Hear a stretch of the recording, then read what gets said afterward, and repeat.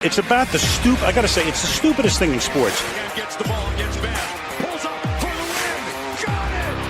Detroit basketball. Oh, Holloman looks the clock, has up for the win. Oh! The Lions go for it. The Vikings bring it in. The pass is a touchdown to give.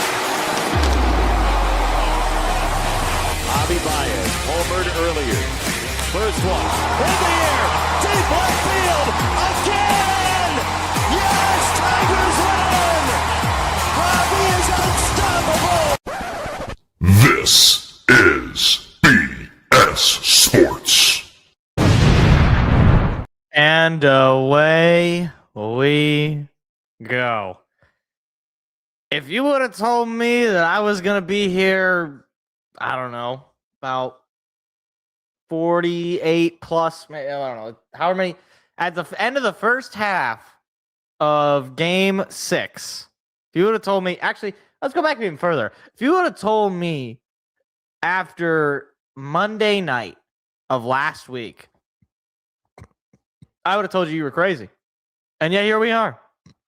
The Pistons with a chance to complete the 3-1 miraculous comeback, granted over the 8 seed Magic, and the 8 seed Magic, who will once again be without Franz Wagner.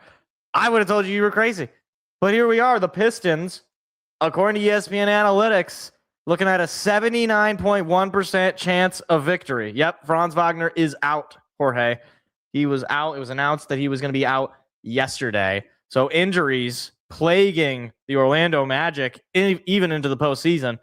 And on top of the ESPN Analytics being in favor of Detroit, the betting odds are also in favor of Detroit. Minus 8.5 for the Pistons, 9-point favorites at home. What about Stu? I don't know. There was news on Isaiah Stewart. I didn't hear that. The only one that's currently out is Kevin Huerter, who's out with a thigh injury. Nobody else is listed as out.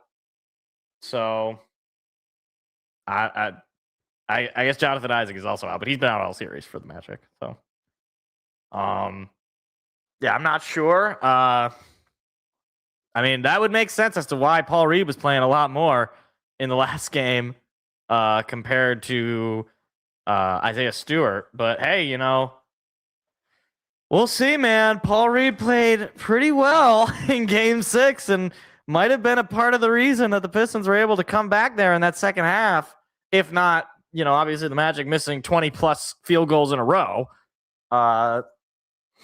Here's the thing, though. Magic can win this series just as easily as the Pistons can. It's one game with the whole season on the line, and they don't want their season to basically have ended on a just catastrophic blown lead. Like that. They don't want that to be their last home game. Now, for Detroit, you got to make sure that is their last home game. You got to make sure that this 8 seed understands that this is why they're the 8 seed, and this is why you're the 1 seed. Pistons are trying to end a major drought as well. First playoff series win since 2008 on the line for the Pistons. Now for the Magic, first playoff series win on the line since 2010.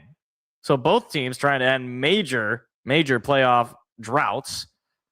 So either way, history will be made here. And of course, only 4% of teams that were down 3-1 managed to come back and win the series. The Pistons trying to get a part of that 4%. And I think that there's a lot of feeling, and obviously the analytics and Vegas, they both seem to think the Pistons are going to come out today and win. Now, granted, the analytics and the odds have said the Pistons are going to win every game of this series. So, there's that. But there is definitely there's definitely a feeling amongst a lot of Pistons fans that today is going to be a strong showing. And by strong showing, I mean a flat-out slobber knocker victory.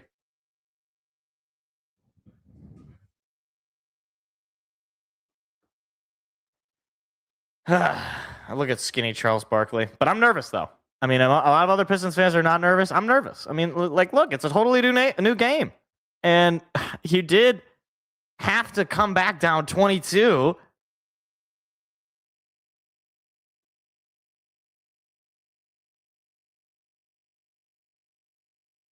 Oh.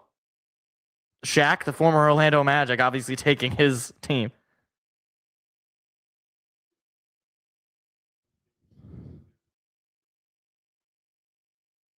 Ron Highland will be on vibe duty. Yes, that's true. Oh boy, here we go. We are minutes away from tip off, and I'm nervous. You know what I want? I want the Pistons to just win wire to wire. I want this to be a repeat of Game 5. I want them to be winning the whole game. A 35-5 run. 19 points in the second half. NBA all-time low. Cunningham had as many points himself than the Magic did in the entire second half.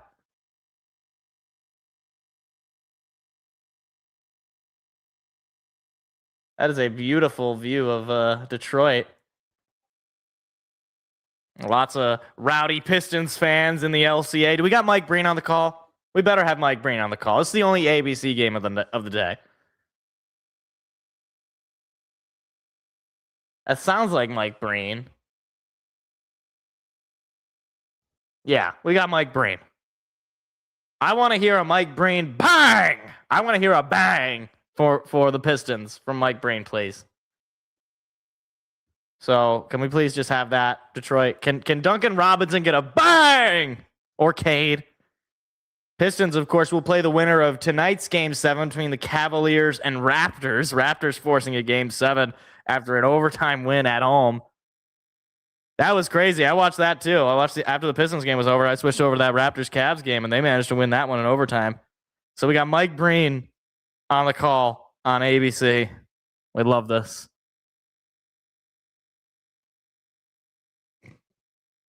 Oh, and, we've already seen a 3-1 comeback finish in favor of the team down. 76ers last night got the job done. Jason Tatum goes down with injury, and they take advantage. You know who was starting for the Boston Celtics last night? Guy by the name of Luka Garza. Former Detroit Piston Luka Garza was a starter for the Boston Celtics last night. That was, former Big Ten Player of the Year as well. Shout out Iowa basketball. He was really good in college. I mean, he was dominant in college. I thought he was going to be better in the NBA, but no, he's been terrible. He has not been.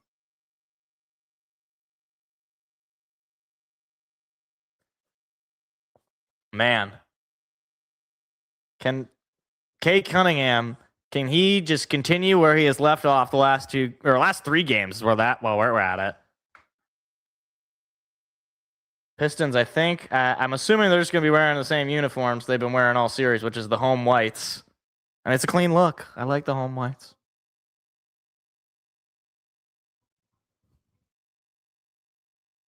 And the last time that we saw these two teams in the arena, Paolo Banchero dropped a 40 bomb on us. We can't have that happen. I guess we won that game, but I don't want it to happen. That's a different, I guess it's a different question here. Paolo, though, in Game 6, terrible night. 17 points, 4 of 20, and missed every single 3. 0 for 9 from deep.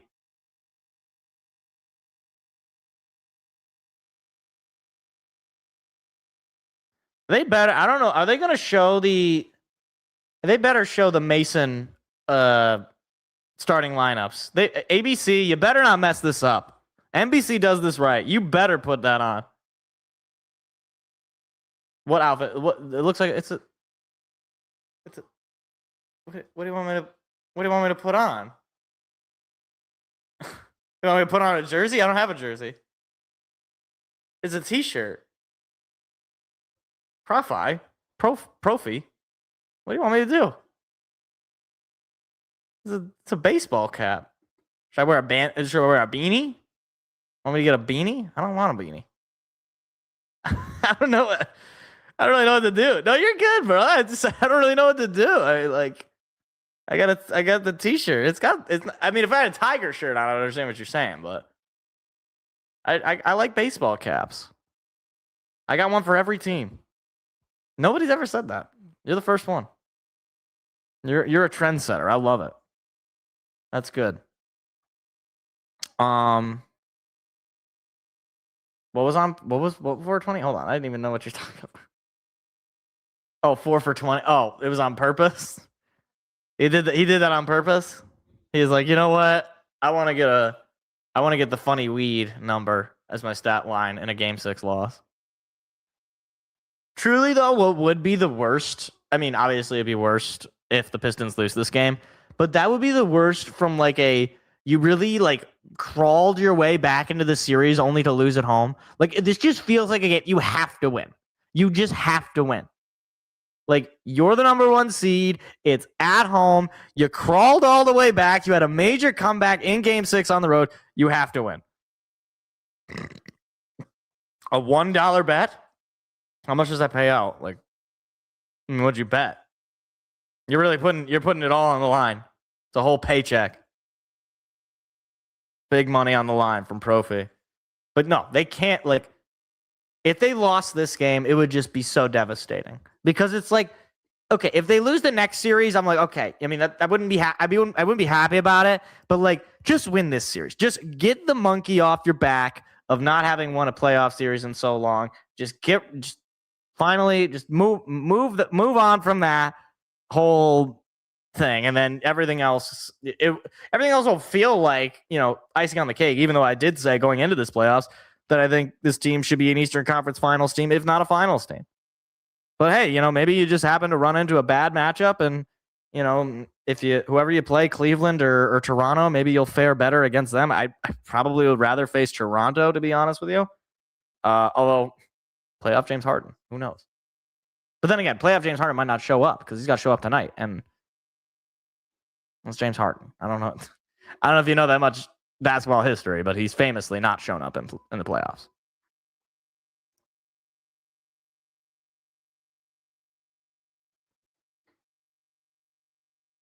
They better show the Mason intros. They better.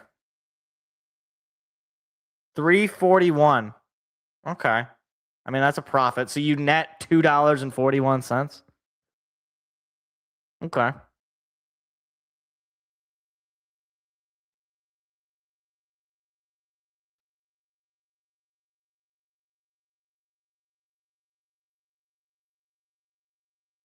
Mason already mentioned the Magic. Okay. Well, hopefully he doesn't. Hopefully they're going to show the Mason entry. Hopefully. Didn't I just see this out of gas commercial? I just saw this AAA commercial. That's crazy.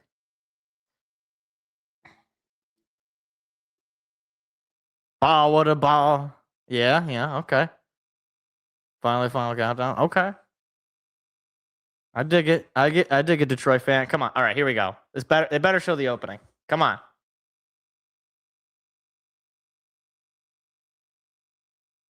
Okay, yeah, whatever. They're doing this little TV promo. That's fine. I want to see the Mason starter announcements. Come on, man. ABC, you better not mess around.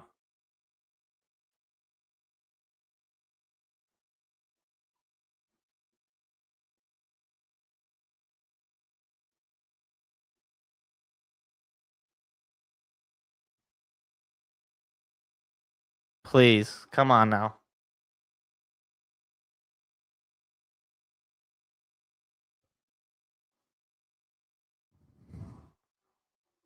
Yes, okay, your final countdown. No, but why are they talking?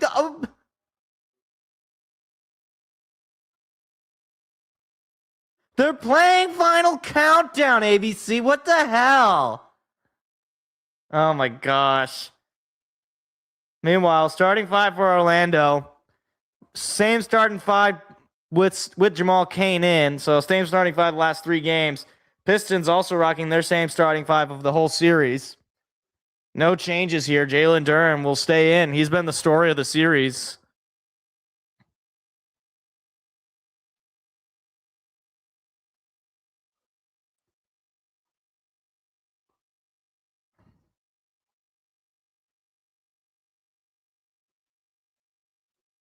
Oh, man. Come on. You can't. Jamal Mosley looked like he was jamming out to Final Countdown. That's so annoying, dude. How ABC like that's the only like in the NBA Finals in 04. They showed it on ABC. What the heck, man? I really hope it's not a close game in favor of the Pistons. If it's a close game, I hope it's because the Pistons are keeping themselves in it.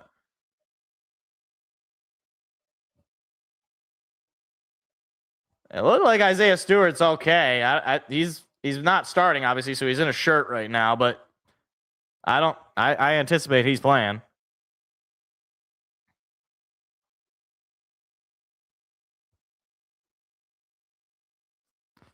Yeah, we need it should be. It looks pretty full in the LCA, man.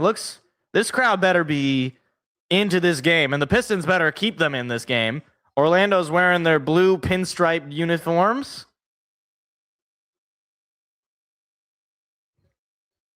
Boy, oh boy. This is it. Season on the line for the Orlando Magic and Detroit Pistons. One seed has won the previous 4 game 7s between a 1 and an 8 seed in the first round. That includes the 2003 victory between the Pistons and the Magic. So one seeds have a 4-game win streak in this spot.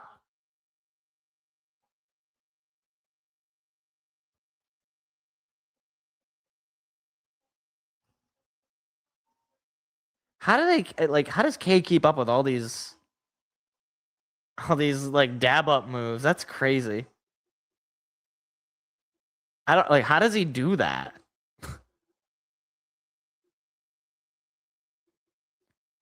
Dave Bing, I believe he is still alive. I don't think he's dead. I think Dave Bing is still with us.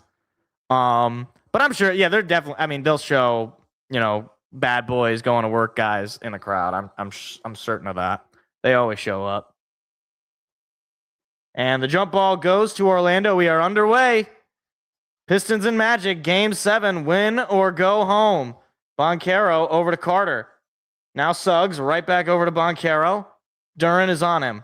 Boncaro driving towards the basket. Has to pass it up to Bane. Desmond Bane trying to force his way past Robinson. Bane will put it up. It will not go.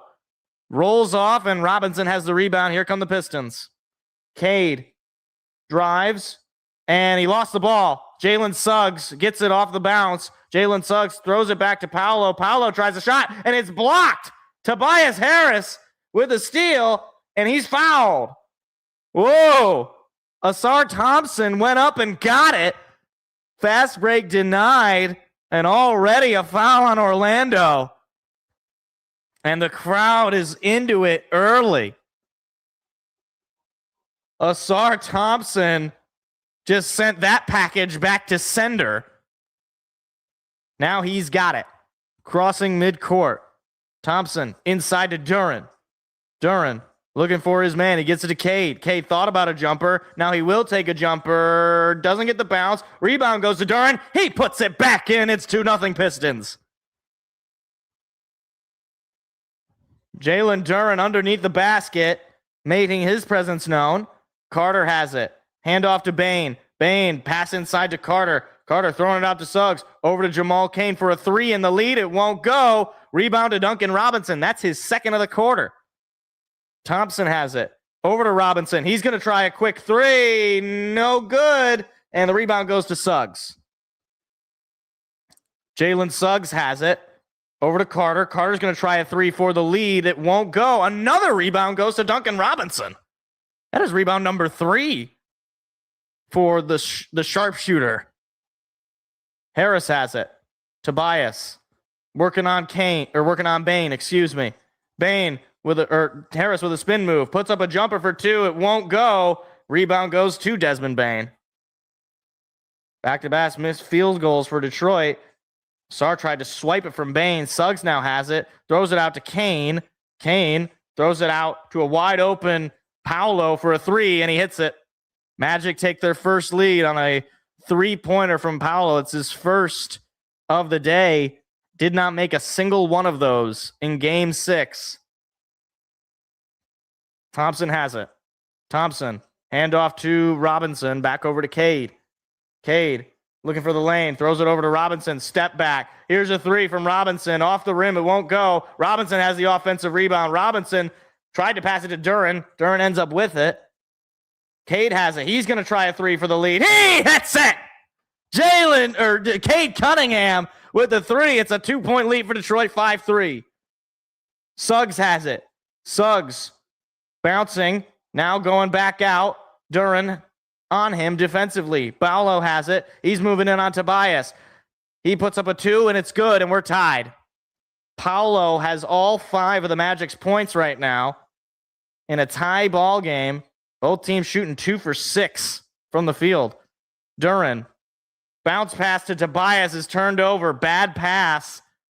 Here come the Magic.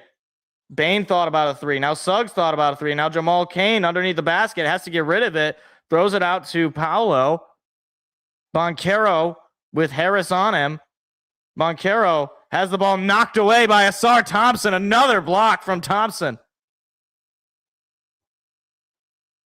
Thompson taking it up. Throws it out to DR for a 3 ball. He got it!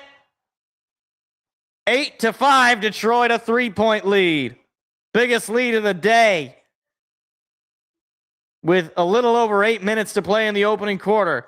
Suggs with Thompson on him. Pass is knocked out, and it's going to be out of bounds on Detroit. It was knocked there, out of the air.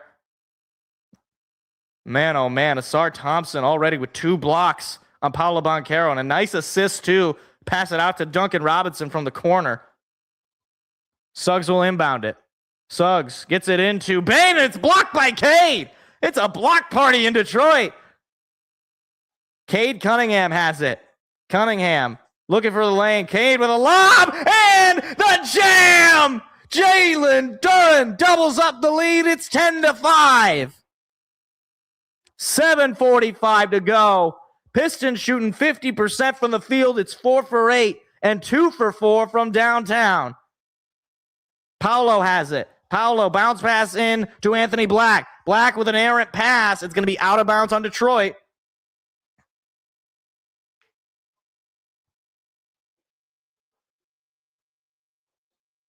That was Desmond Bane who had that shot blocked by Cade. That's an incredible block. Cade, not exactly a shot blocker, but he can do it. That's for sure. Here's a look for 3 from Anthony Black. It's no good. And things are looking good so far for Detroit. The shooting woes for Orlando seem to be continuing. Tobias with a step back jumper for 2. It won't go. Jalen Suggs has it. Now Bane stops. He's going to try a 2. That will not go. But they call a loose ball foul on Detroit.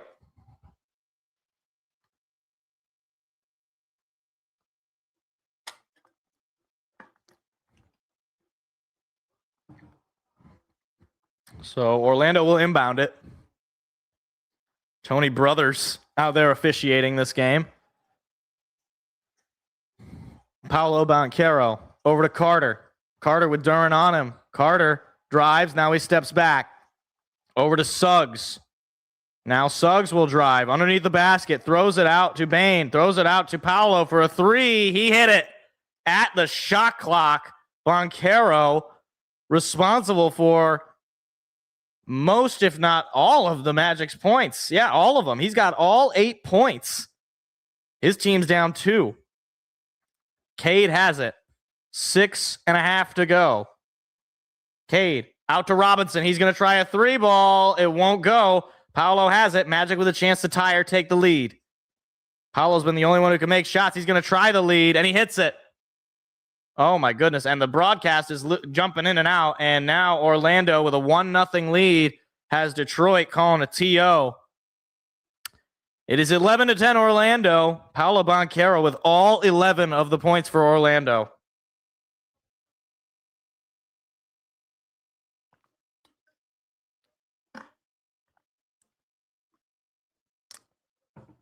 I mean, okay. Yeah, Paolo is playing really well, but my thought is if he's the only one who can score for Orlando, then that bodes well for us.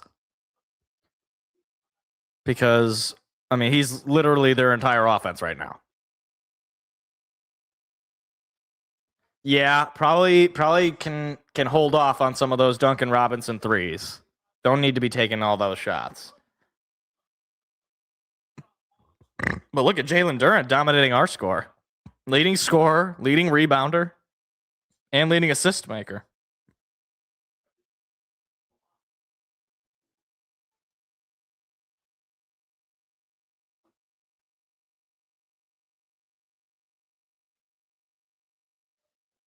Okay, all right. Do I really need this State Farm living on a prayer commercial? I don't need it.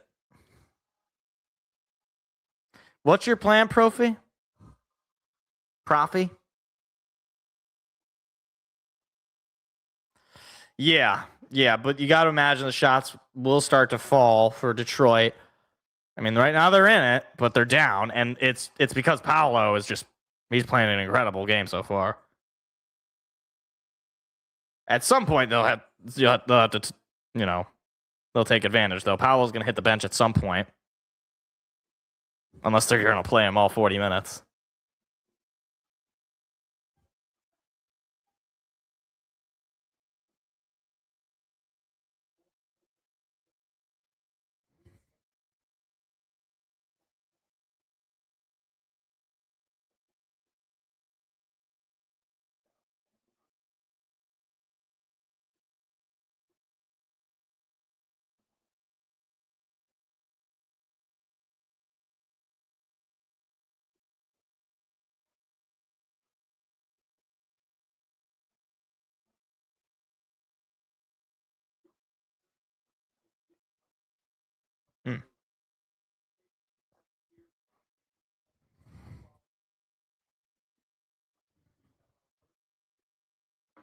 Profi is like you're like a betting expert, it sounds like.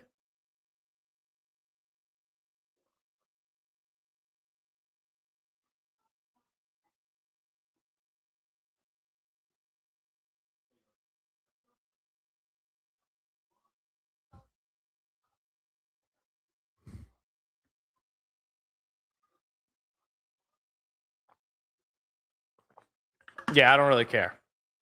Just win. I don't really care how they do it. Just win.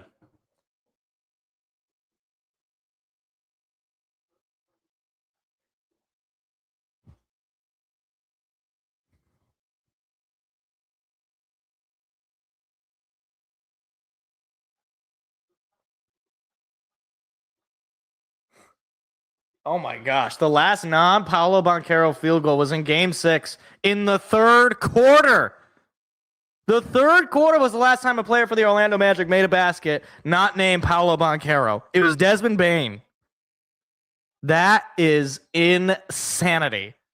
So Detroit's got to take advantage of this run that they've been on defensively. Dennis Jenkins with the ball on the inbound.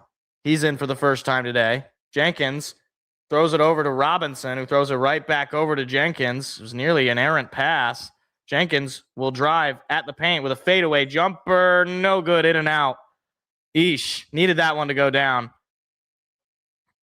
Paolo has it. Jenkins on him. Inside to Suggs. Jalen Suggs driving. Jalen Suggs off the glass. He hits it. Boy, here we go. It's now a 3-point game. Pistons were up by as much as 5. And they have not made a basket since. Thompson tries it off the glass, and it goes! Count it! And the foul! Thompson has a chance to tie this game up. Who would have thought that? And the foul on Desmond Bane. An early foul on Desmond.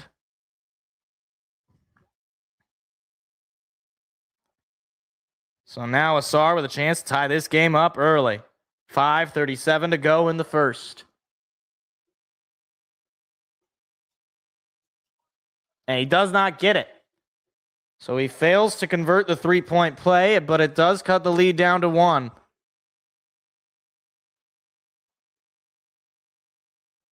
Anthony Black with it. Apparently Javon Carter is in for Orlando. Bounce pass into Wendell Carter. Back over to Javon Carter, who tries a 3. It won't go. And the rebound will go to Dennis Jenkins with a circus pass that ends up with Tobias, who slams it down. What a crazy sequence. Whoa. Dennis Jenkins with a backwards pass, not even looking, and somehow Tobias came away with it and gives the Pistons a 1-point lead. Black has it. Black has his shot blocked, and Tobias Harris has it. Oh my goodness. It feels like every single possession Detroit has an opportunity to block a shot. Jenkins now has it. Jenkins driving on Wendell. He will stop. He will back up. He's going to try it again. Look at Jenkins with the move. And he finally gets it out to Duncan Robinson for a three. It won't go, but the rebound goes to Duren, and he's fouled. JD drawing the contact, and he's heading to the free throw line. Another offensive board by JD, and potentially adding on to this lead.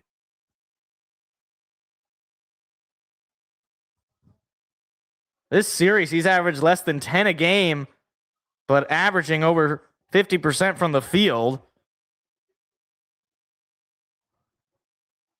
Duren just trying to end this series on a high note.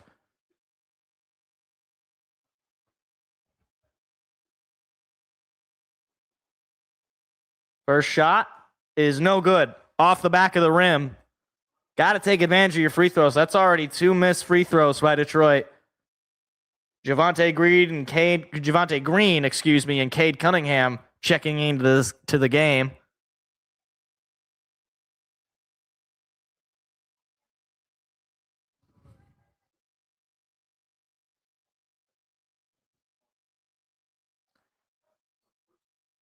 And Duren hits the second.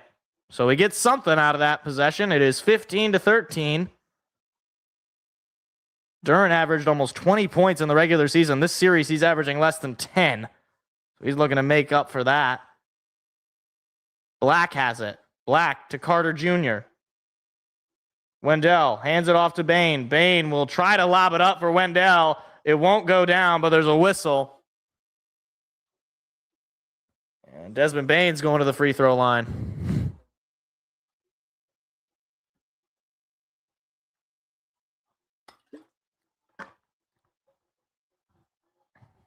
This is Desmond Bane's first career Game 7.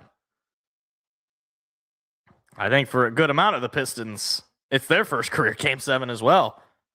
First for Cade, Duren, Thompson, Jenkins, Isaiah Stewart. And Bane hits the first to cut the lead down to 1. With Paolo off the floor, Detroit has to take advantage here and go on a run. He still is the lead scorer for Orlando. Isaiah Stewart is in. Pistons got to go on a run of their own as Bane ties it up. Thompson into Cade. Bane with 0 from the field, but 2 points off those free throws on the day. Cade trying to force his way through. Throws it out to Dennis Jenkins for a 3-ball. Got it! Dennis Jenkins, can't leave him that wide open. 18-15. Pistons shooting 7 for 15 from the field.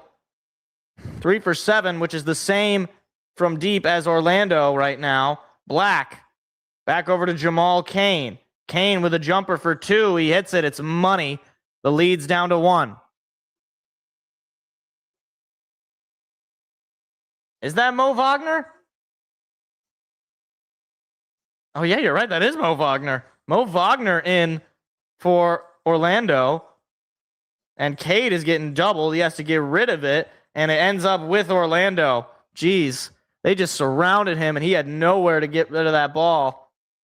Desmond Bane driving into the paint. Bane puts up a shot, and it's a pass that went back to Jamal Cain, and then a pass over to Anthony Black. There's a pass to, oh my goodness, it's just a pass machine as Mo Wagner puts up a 3 and gives Orlando the lead back. 20-18. What was that? So many passes. And then finally, Mo Wagner making his presence known. Cade with a spin move doesn't get the roll, but he does get the foul. Chance to tie it up. 2:33 to go, and the Pistons are still down early. It's a 2-point game, but a chance to tie it up.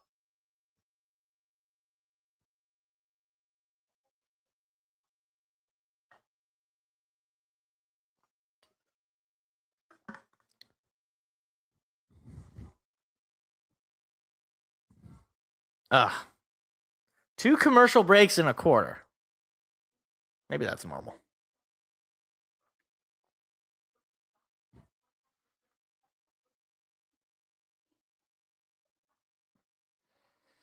They're probably going with Mo just to have 5 shooting threats.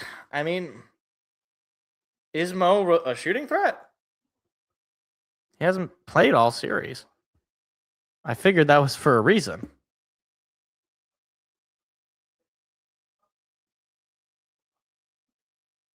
Maybe he is a shooting threat. I don't know. Who was the foul on, though? That's what I want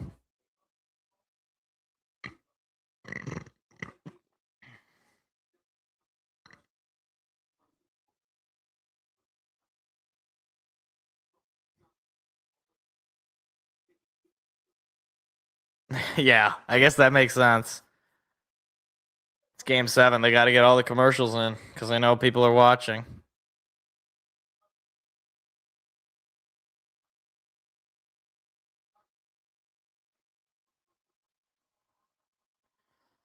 I guess that's fair.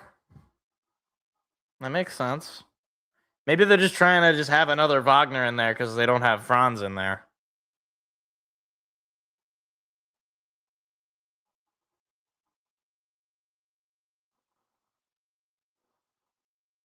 Yeah, Javon Carter's on the floor. He was in the game last time though. In game 6, he was in the game for like a second, or maybe it was game 5 he was in. Okay, it was last game. I couldn't remember.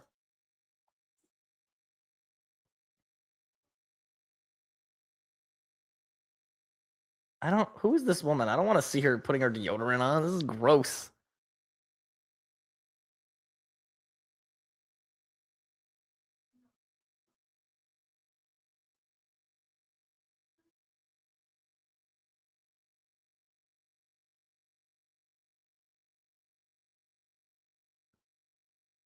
I don't want to see that woman. I don't want no deodorant commercials. That's going to be a law. There's another Michigan guy. Yeah, right. Exactly. Hope our Michigan guy can hit some threes. Duncan Robinson. He already has. He's hit a couple threes. Or at least he's at 1. I don't know if he's at a couple.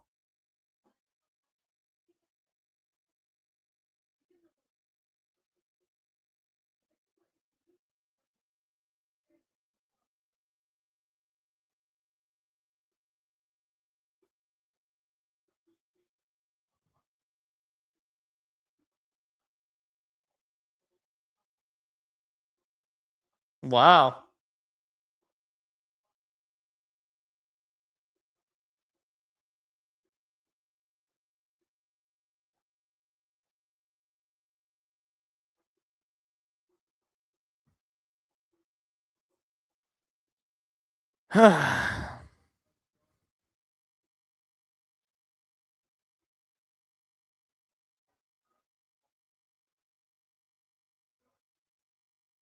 So Kay's going to put up a couple free throws.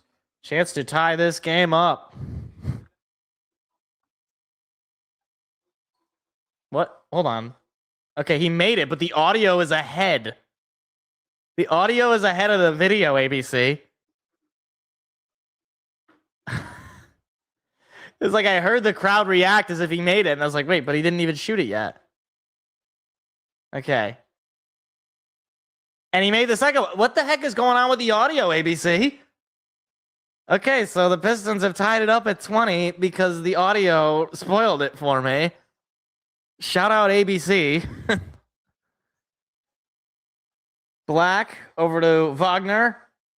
Now Boncaro has it. Boncaro. I have no idea what this is. So weird. Okay, it's Pistons ball. The audio is behind the video. Guys, what, like, is anybody else watching having the same thing?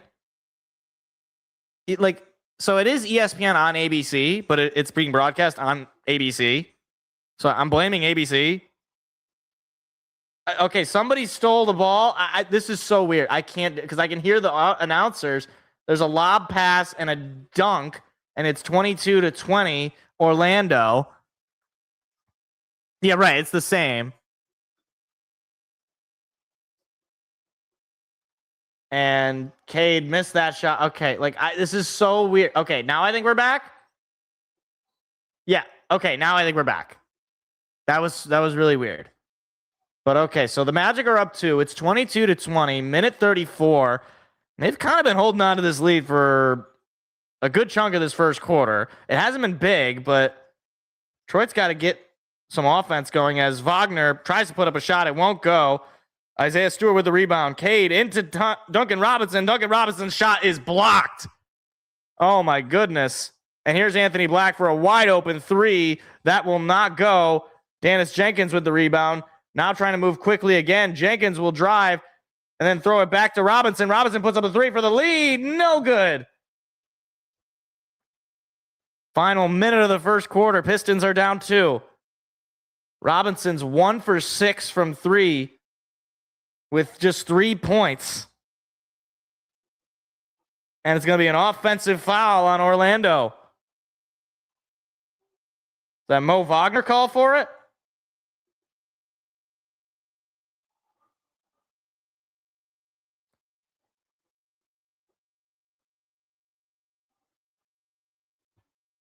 There's a person in a Cookie Monster shirt behind the basket there. Cade has it. Cunningham into the paint. Cade throws it out to Javonte Green. He's going to try a 3 of his own. It won't go. Lots of 3s being taken by Detroit and a lot of misses.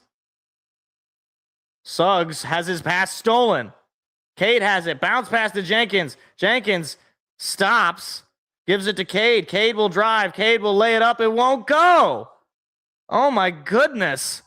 Somebody put a lid on the basket as his shot was blocked at the very end. 12 seconds to go in the quarter.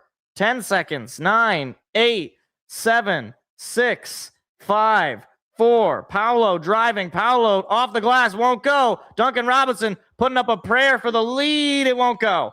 Off the back of the backboard. So after 1, the Magic holding on to a 2-point lead. It is 22-20 Orlando in game 7. Oh, man, that's just a great block.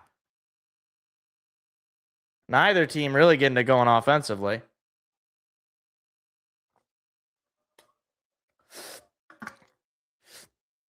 But still lots of game left to play. So I'm not happy about this first quarter. Not happy about that.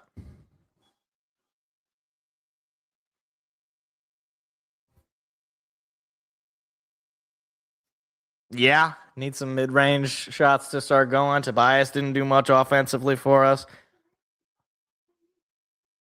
And we have the missed free throws. We have 2 missed free throws. That's the difference.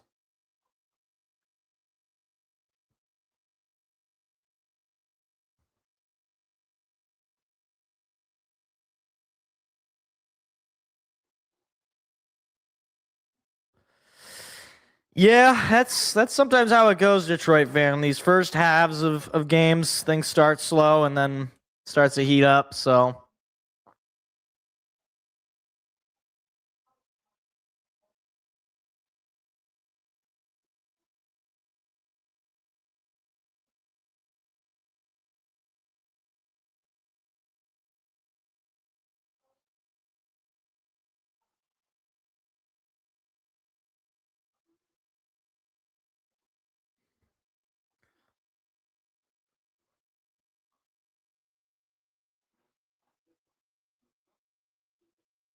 man, I don't want it to be close, Detroit fan. I want to just win. I just want to dominate. So I'm hoping they go on a run here to start this second quarter.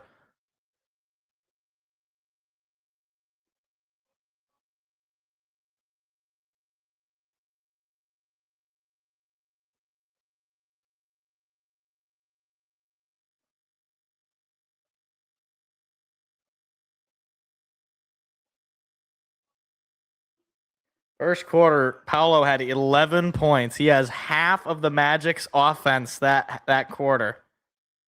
That's crazy, man. I hate ABC does this crap where they come back from commercial and then go right back to commercial.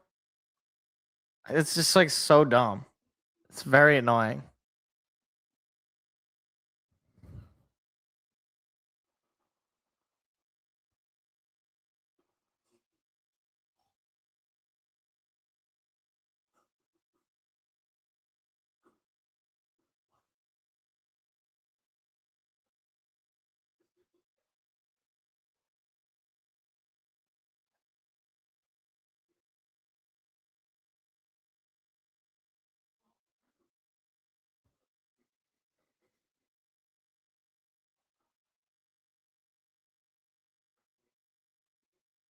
Yeah, Jason Benetti does Sunday Night Baseball, so it's basically just a home game, or it's basically just a home broadcast, except Benetti gets excited for the road team too.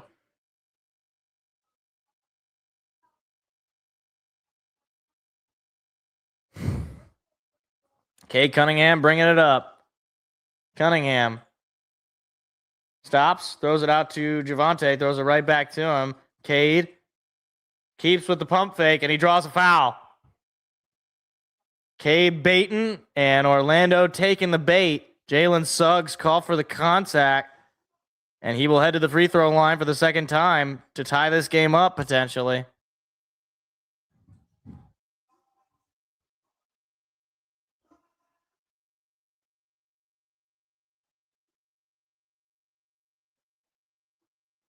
And he missed the first one. More missed free throws from Detroit. Duran's missed a free throw. Thompson's missed a free throw. And now Cade has missed a free throw. He's going to try to make it a 1-point game at least. And he does just that. 22-21 Orlando. The game is in Detroit. Yeah. I don't know if you're watching the game, but the big Detroit Pistons logo gives it away. Suggs over to Carter. Now Suggs going to try a three on the screen. That won't go. Rebound goes to Javonte Green. Green taking it up. Green over to Thompson. Thompson hands it off to Cade. Cade puts it forward to Thompson, who will slam it down. And the Pistons are right back on top. 23-22. De Silva with it now. De Silva into the paint. De Silva will drive and pass out. It's intercepted by Thompson. Thompson has it. Thompson driving all the way back over to Green for a three ball. No good. Boncaro with the board. And the Pistons continuing to struggle from deep. Boncaro over to De Silva.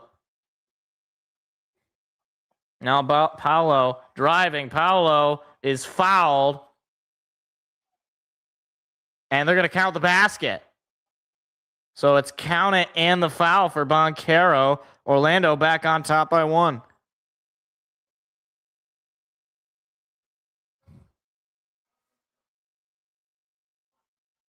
I mean, I hate stuff like that because, like, the contact happens, and then, like, a second or two later, he comes in and puts up a shot, and that's called a shooting foul.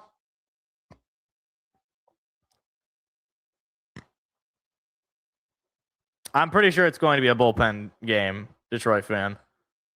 Paolo makes the free throw, and it's now a 2-point lead for Orlando. So Detroit, starting the quarter on a 3-0 run, gives up 3, and they're right back where they started. Down 2. 10:28 to go. Robinson back over to Thompson. Thompson throws it back over to Robinson. Robinson over to Cade. 5 to shoot. Cunningham tries to put up a 3 to tie it. He gets it. Or take the lead, I should say. Finally, a 3 goes down for Detroit. It's 26-25. Suggs lost the ball. Here comes Asar Thompson on a fast break. Slam dunk Thompson. 28-25. Boncaro into Carter. He has his shot go down, but it's still a 1-point lead for Detroit. Nearly had it blocked there by Jalen Duren. Cunningham has it, though. Cunningham with Bane on him. Cunningham puts up a shot. It won't go, but Desmond Bane called for another foul. Cade's definitely not getting the rolls, but at the very least, he's drawing contact. He's getting fouls. I'll take it because that could have an effect at the end there. Oh, that was Tobias. I thought that was Jalen Duren. And he does not get the roll on the free throw. It rolls in and out. All right. LCA, let's be quiet on our free throws, please. Let's be like the Breslin Center. Cade trying to get to double-digit scoring in the first half, and he does just that. 29-27, 2-point lead for the Pistons. Desmond Bane has 2 fouls in 12 minutes and just 2 points off free throws. Cade forcing his way onto Carter. Throws it out to Suggs for a 3 and the lead. It won't go. JD with the rebound. Cunningham brings it up. Cunningham. De Silva on him. Throws it out to Harris. Harris will drive. Harris will put up a floater. Gets the roll. 4-point lead for Detroit. Got to be back on defense, though. Here's a 3, and that goes. Desmond Bane. That is what he is known for, and a 4-point lead is erased. It's now a 1-point lead. That's why you got to be back on defense. Can't be giving up those kinds of looks. Harris, back over to Cade. Cade, he pump fake, thought about a deep 3. Cade loses the ball, and Banchero has it. Magic with a chance to reclaim the lead. Need a basket. Banchero, step back jumper is good. Just like that, a 4-point lead erased to a 1-point deficit for Detroit. Orlando is not going down quietly. Banchero has 16 points. Half of the points for Orlando are from 5 and blue. 8.5 minutes to go. 32-31 Magic over the Pistons. Robinson has it. Duncan. Back over to Cade. Cade inside to Duren. Duren going to force his way through. Hook shot won't go. Rebound. Another miss. And they're going to say out of bounds on Detroit.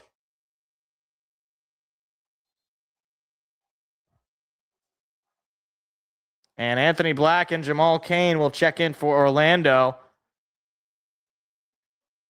Number 1 pick on number 1 pick. Paolo Banchero. That's a beautiful shot.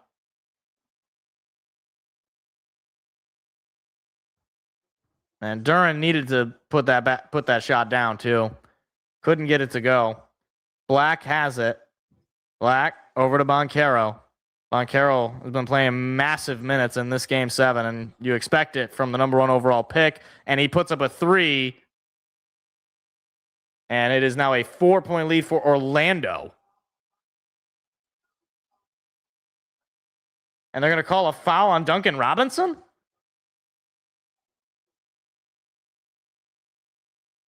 So wait, does that make it a 4-point play potentially?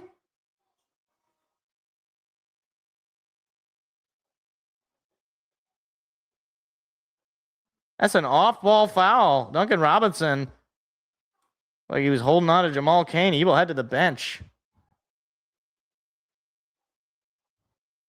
And Jamal Cain at the free throw line, he missed it. So no gain there for Orlando, but they are up 4. Completely flipped the script, an 8-0 run in the last minute 27.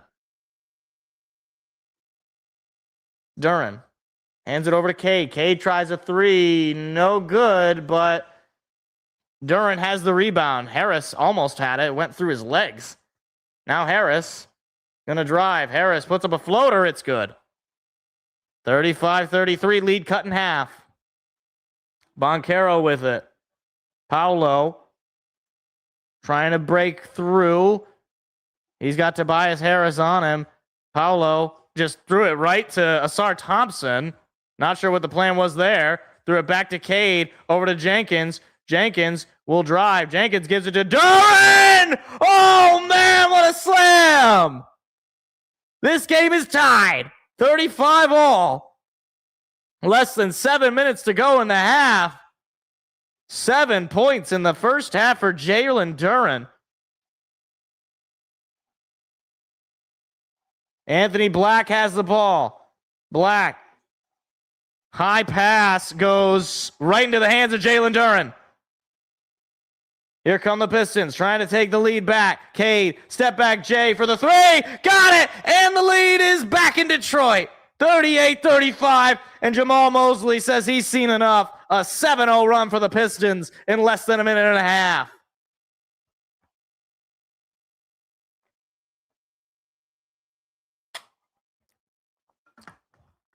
Oh my goodness.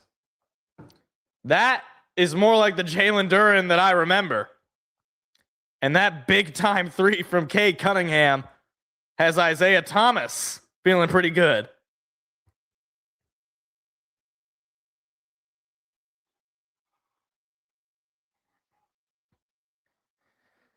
I kind of agree.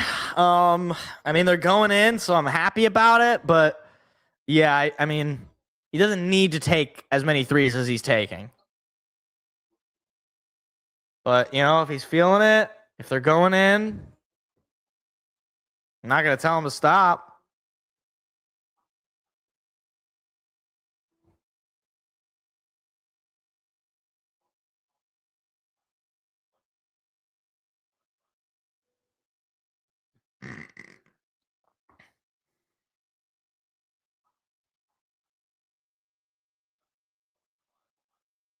Who is out here playing like Fortnite or whatever on the plane?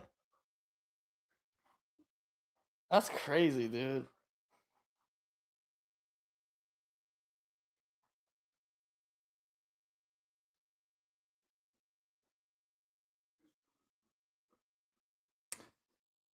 He's gonna need a monster rest of the playoffs, I think, to get back into the max deal, into the max contract conversation. To me,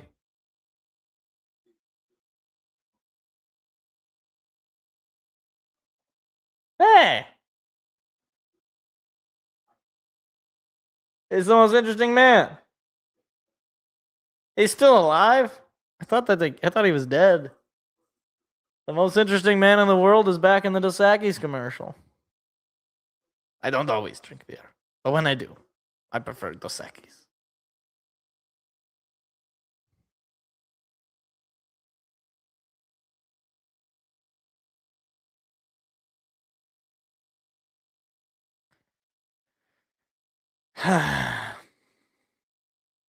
Yeah, I agree with that. He needs to be in that series. He would need to be the best big man, or at least the second best big man.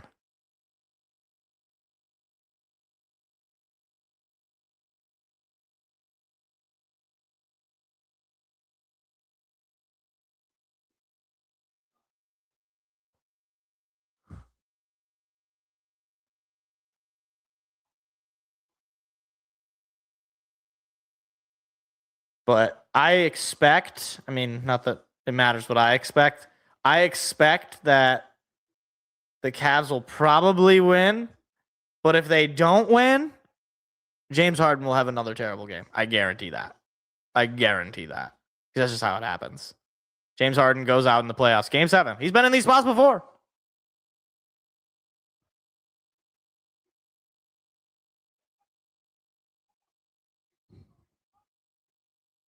Okay, again, the audio is out of sync. Okay, thank you, ABC. This is like the worst, bro. This is game 7, ABC. That's the second time that the broadcast has had the audio and video not synced.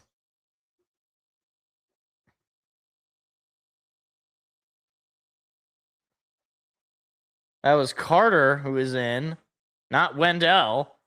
Boncaro into, I don't know who that was, Anthony Black, who missed the shot, but they call a foul. Paul Reed is in. Oh, they want it reviewed, and so does the entire rest of the arena, and that's what's going to happen. JB Bickerstaff, emphatic, to have this review. Let's see. What did he say?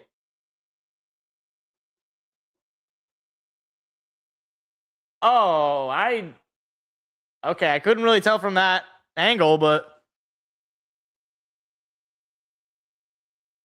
I mean, it's YouTube TV, so if there is a delay, yeah, like usually cable's going to be ahead of you, Profi.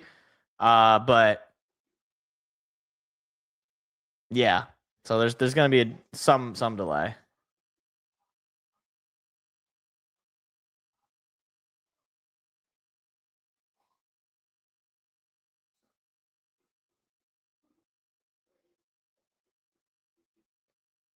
I mean, I couldn't see that there was any contact on that first replay that they showed just before going to break. But the fact that everybody seemed pretty emphatic about it and JB was as emphatic about it makes me think this is probably going to be overturned. It'll be, I'm assuming maybe Orlando ball on the inbound or maybe not, because I think Detroit had the rebound, so maybe Detroit ball on an inbound.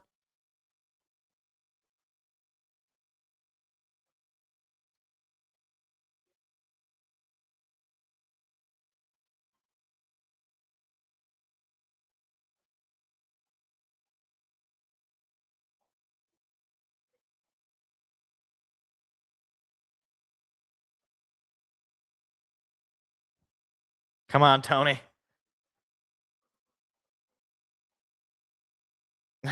It's so true.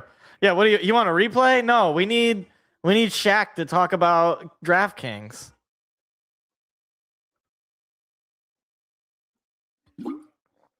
Did they not overturn it? I'm still on a commercial, so guess we'll come back and we'll see.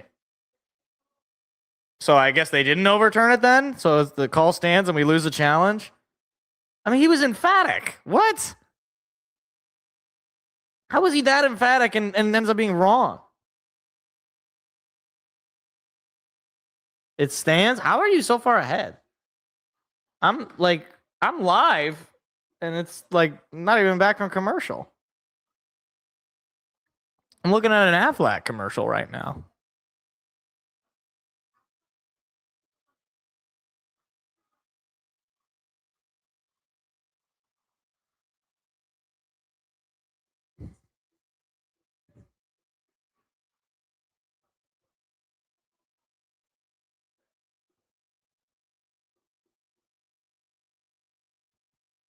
Now we're getting some TV show commercial, I should say.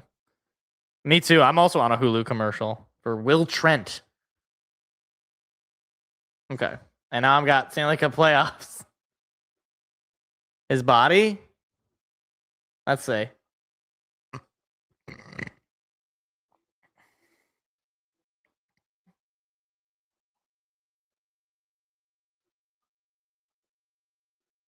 I mean, yeah, his body touches black.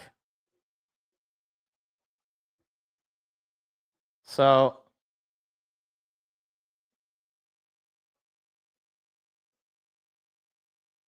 that's crazy, dude. So Anthony Black with a chance to cut into the Pistons' 3-point lead.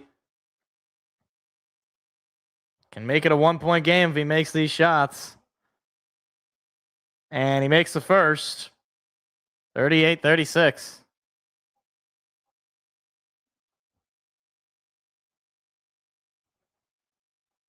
So there's going to be a lot of, yeah, I mean, if that's how they're calling it, then this is going to be a free throw heavy game. That's what Richard Jefferson just said, and I agree.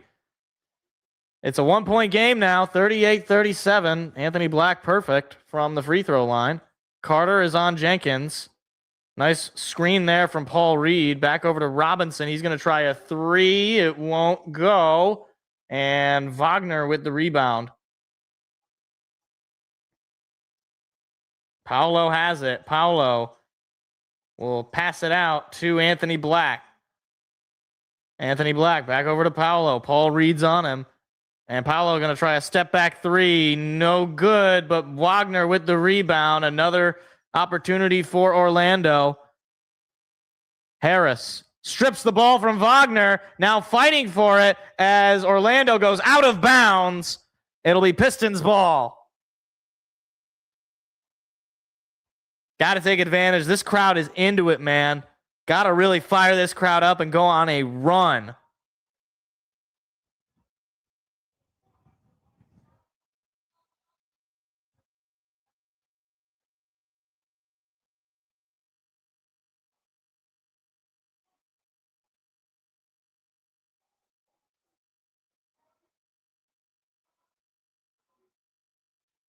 Cade Cunningham checking back in.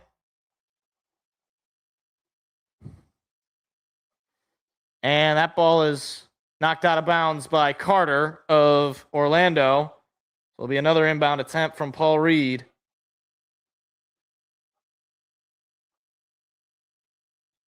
I don't know what they're talking about. Something with the scorer's table. Cade gets the inbound from Paul Reed. He will take it up. 18 seconds on the shot clock. Cade Cunningham driving on Black. Cunningham, step back two, does not get the roll. Rebound goes to Jamal Cain. Eesh. Those are not going in for Cunningham today. Gonna need some of those to land. Black throws it out to Carter. Carter throws it back out to Black for a three in the lead. It's not good. It's an air ball, but the rebound goes to Carter on a bad backwards pass. And that rebound won't go. And they're going to call a loose ball foul on Dennis Jenkins. Ugh. But there's nothing you can do. Obviously, no challenge. Oh, come on. He's pulling on Jenkins. How is that a foul on Dennis? Oh, my goodness. That's a terrible call. I don't know how Jenkins is called for getting his jersey tugged on. Wagner hands it off to Bain. Bain, high pass over to Kane. Kane will try a three, and it's money. Orlando right back on top. All due to that foul on Dennis Jenkins. And some bad rebounding from Detroit. Down two with 4.5 minutes to play. Cade will drive. Cade will give it up to Paul Reed, who puts up a shot. It won't go. And it's going to be out of bounds on Detroit.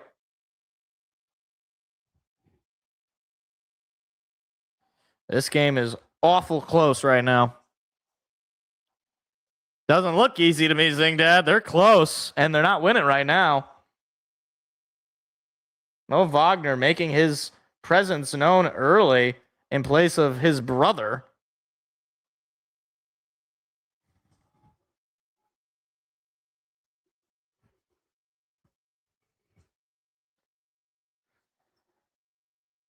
Wendell Carter has it. Throws it back out to Desmond Bain. Bain with a offensive foul. That was Wendell Carter, I think. Called for the offensive foul. Pistons get the ball right back. Yeah, that's a screen. Illegal screen. Cade gets the inbound. Anthony Black playing some press defense, but Cade's not letting him have it. Over to Tobias. Tobias will drive. Tobias off the glass. Gets fouled. He's heading to the free throw line. Uncle T and Desmond Bain called for another foul. That is his third foul, and we have 4 minutes to go in the quarter. He's got 5 points on 3 fouls with almost 15 minutes played. Tobias Harris looking to add a couple of points to his box score to tie it up. Makes the first. 1 free throw away from tying it. Nice view of the city of Detroit skyline. A sunny but cooler day in early May. Hopefully it'll start to warm up here. Tigers have Sunday night baseball as well.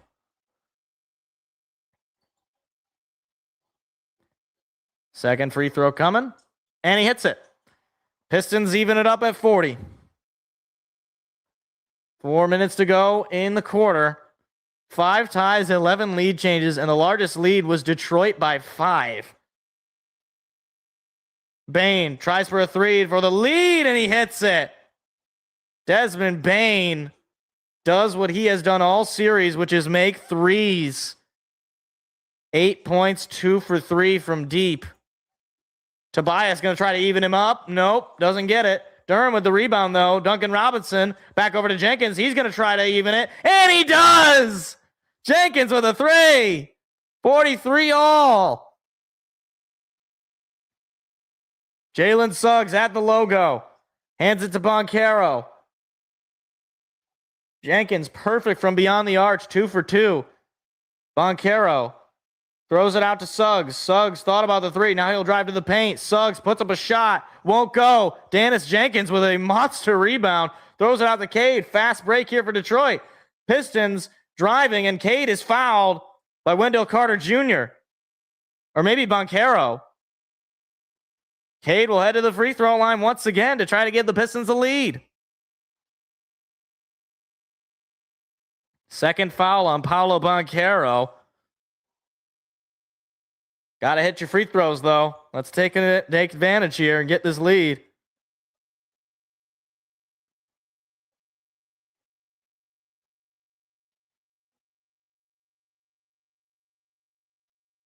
And Cade nails the first. Pistons back up by 1. Again, the largest lead of the day for Detroit has been 5. That was back in the first quarter. We are now 3 minutes to go in the half. Pistons are up just 1.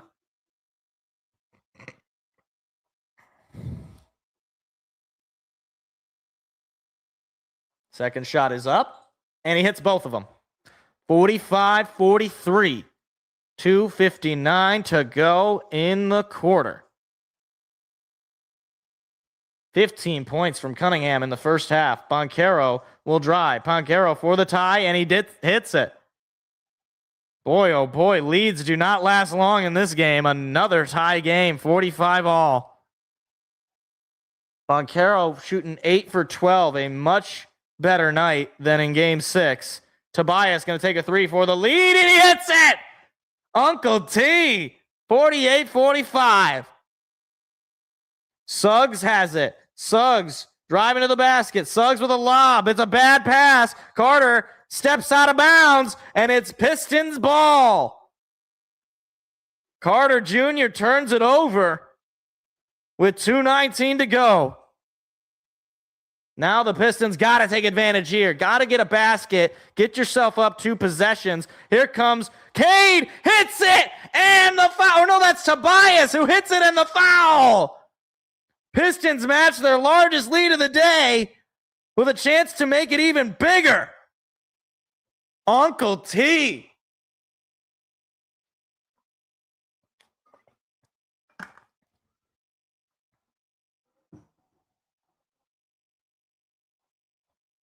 Off the glass and draws the foul. And I believe that was Wendell Carter Jr.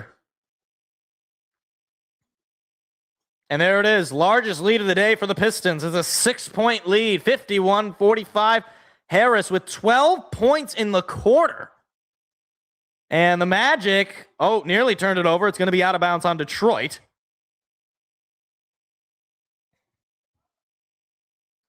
Pistons with their, they just already said that. Largest lead in the game.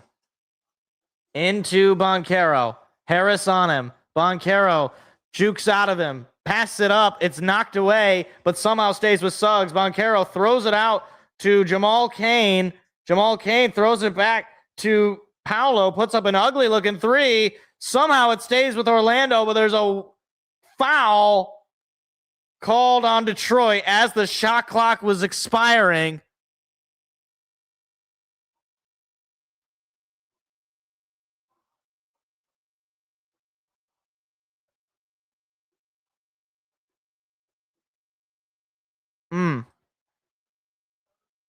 So hold on. Let's just see. So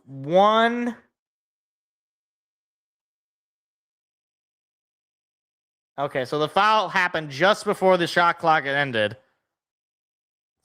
That's what it looked like. Yeah, I mean that's just how they're calling it though, Jorge. That's the kind of game they're calling right now.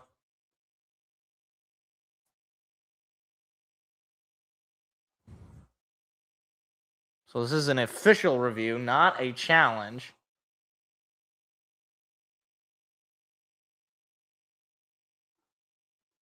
Bam, bam, bam, bam, bam, bam, bam, bam.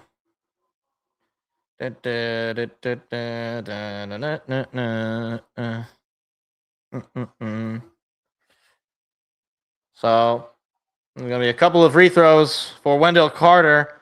Try to cut into a 6-point Pistons lead. He's got just 2 points on the night or on the day, 1 for 2 from the field on 16 minutes.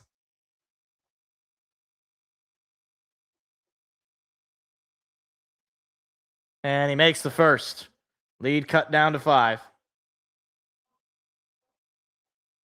Jamal Cain checking in. Desmond Bain heading out. No, I don't bet Profi, so. And I don't know if anybody else in the chat bets either, so. And Carter hits both of them. 4-point lead for Detroit. Their largest lead of the night was 6. That has been cut in. The Magic have 9 turnovers, by the way. That is obviously a factor. Harris has it. Harris near the paint puts up a little weird looking jumper, but it goes down. Leads back to 6. Minute 22 to go. Uncle T turning it on in the second quarter with 16 total points, 14 of which all in this quarter. Suggs with a floater, and it does not go, but Jamal Cain with the rebound. His shot won't go, and Uncle T's got the rebound. Oh, boy, here we go. Cade now. Over to Uncle T. He's feeling it. He hits it! Oh, Tobias with a 3. 56-47 final minute of the half. Unreal. Black over to Boncaro. Boncaro with Tobias on him. Boncaro throws it out to Black. Back over, and he does not hit it off the glass. Rolls off the rim. Cade's got it. Cade over to Duncan Robinson. He thought about the 3. Duncan will just put it up off the glass and in. Pistons are up 11, and the LCA is rocking an 18-4 run with 28 seconds to go in the second quarter. Paolo at the logo. Robinson now coming on him. Paolo with Uncle T on him. Paolo puts up a shot, and it goes off the glass to make it single digits. But with 16 seconds to go, and Tobias Harris is going to inbound it. 23 points from Paolo Boncaro. And they're playing some press defense. 10 to shoot. Look over to Harris. 7, 6, 5, 4, 3, 2. Here's a 3 from Uncle T. It won't go. Rebounded Duren, and he's fouled. Half a second left to go, and Duren is shooting free throws. Woo! Talk about quickly things changing. Man, if Tobias Harris would have hit that 3, I think that the LCA would have exploded. There would have been a crater where the Little Caesars Arena once was due to the sound. So Duren with half a second left to go, trying to add on. And he hits the first. We got a double-digit lead going into the half. 59-49. Pistons could go up as much as 11. Magic almost certainly not going to have time to get a shot off.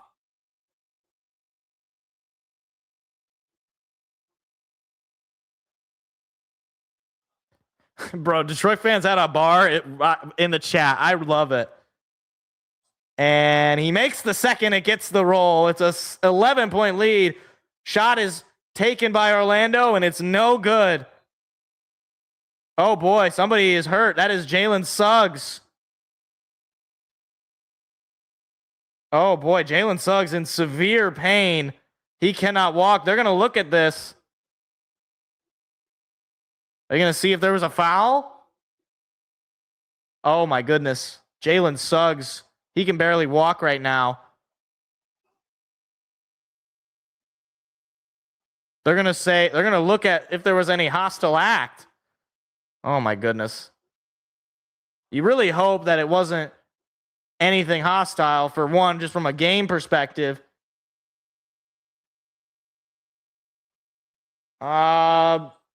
Oh boy, no, I don't think so. That's not a hostile act at all. Cade jumps up. It's a bad landing spot. Oh my goodness. Oh boy.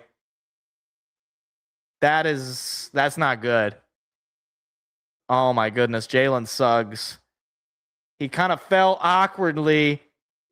Cade grazed his left ankle. He had it twisted there. So they're going to say no foul. So the half is over. And he swung his leg there, so that's why there's no hostile act. Suggs appears to be all right, but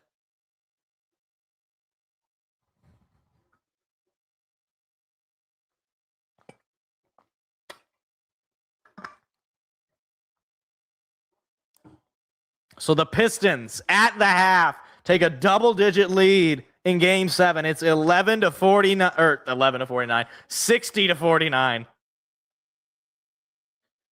All right. Well, look, the Magic blew a much bigger lead than this at the half, so it's not over yet. No, it doesn't. I mean, maybe Suggs was he was walking a little gingerly. I think he's all right though. He might have been exaggerating a little bit to try to maybe get a foul there, but appeared to be okay. But all right, it's a good start.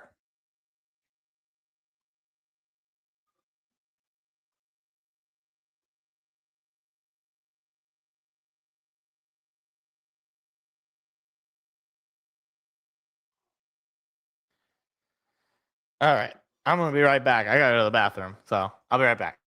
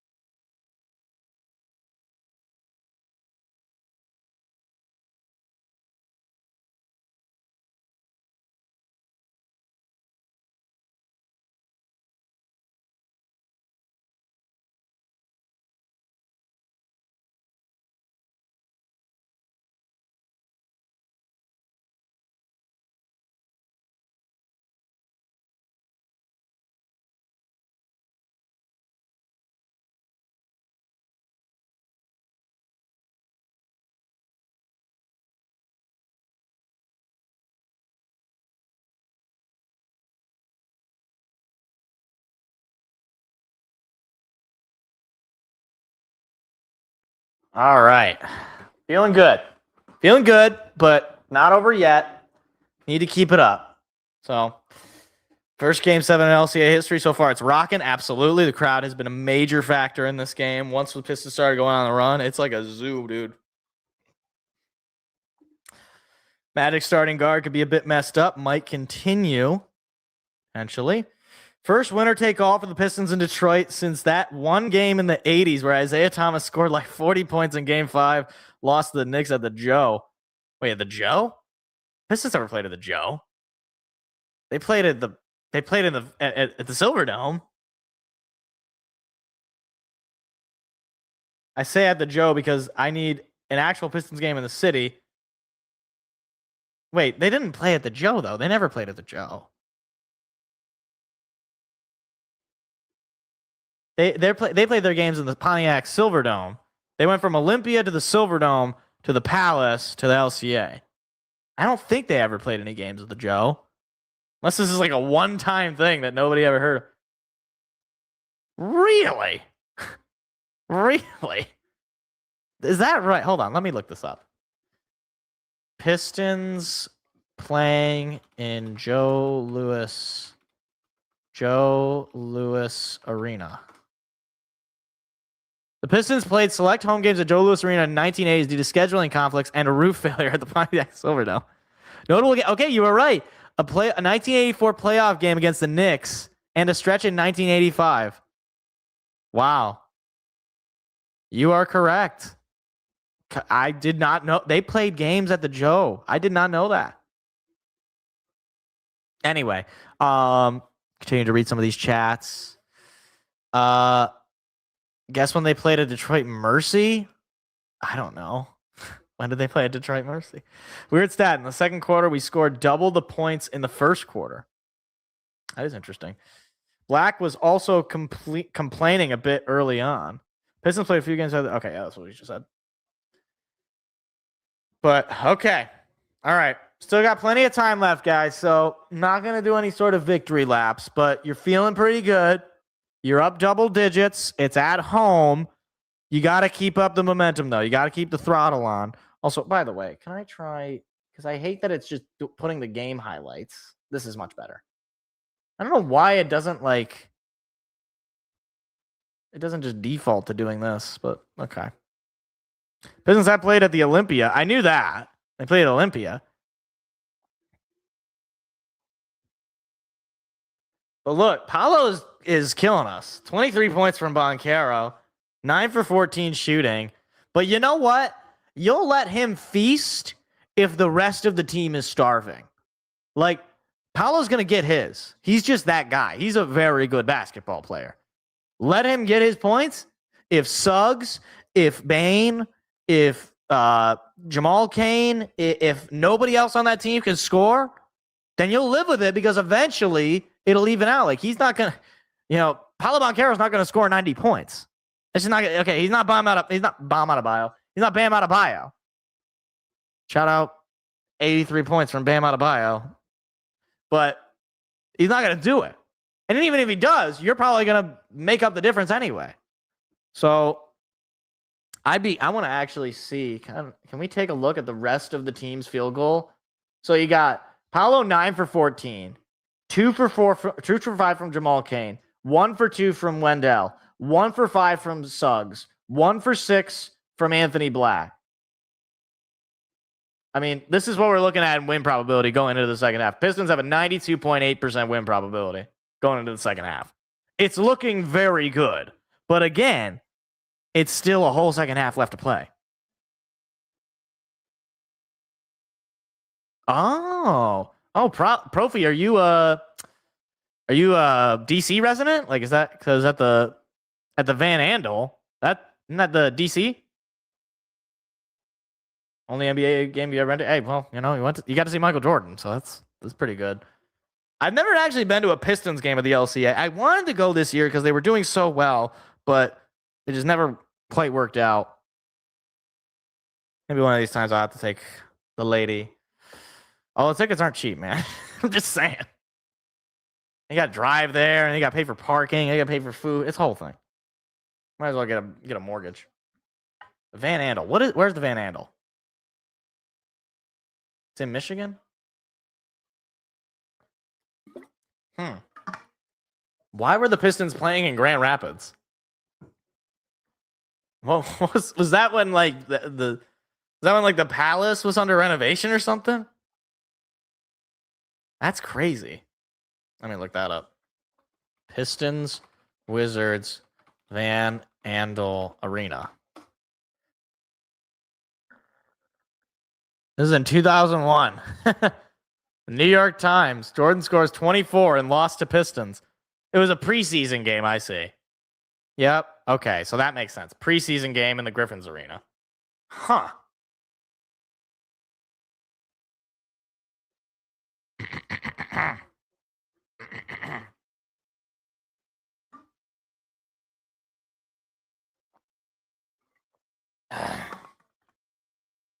They lost. You're a Wizards fan? You're not a Pistons fan, Profi?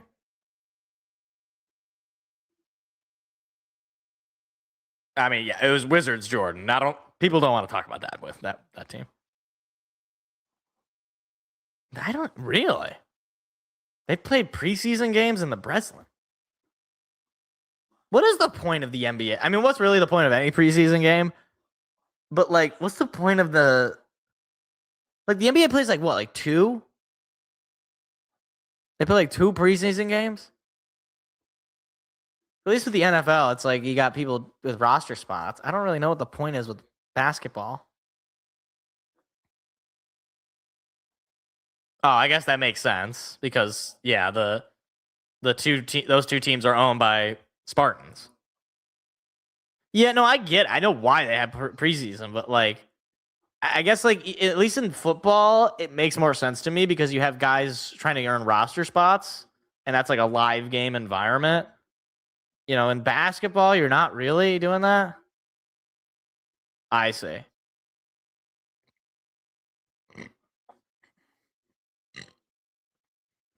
I mean, a lot of people did stop watching basketball when Jordan left.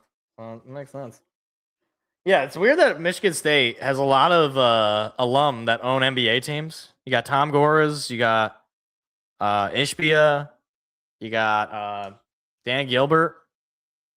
This is weird.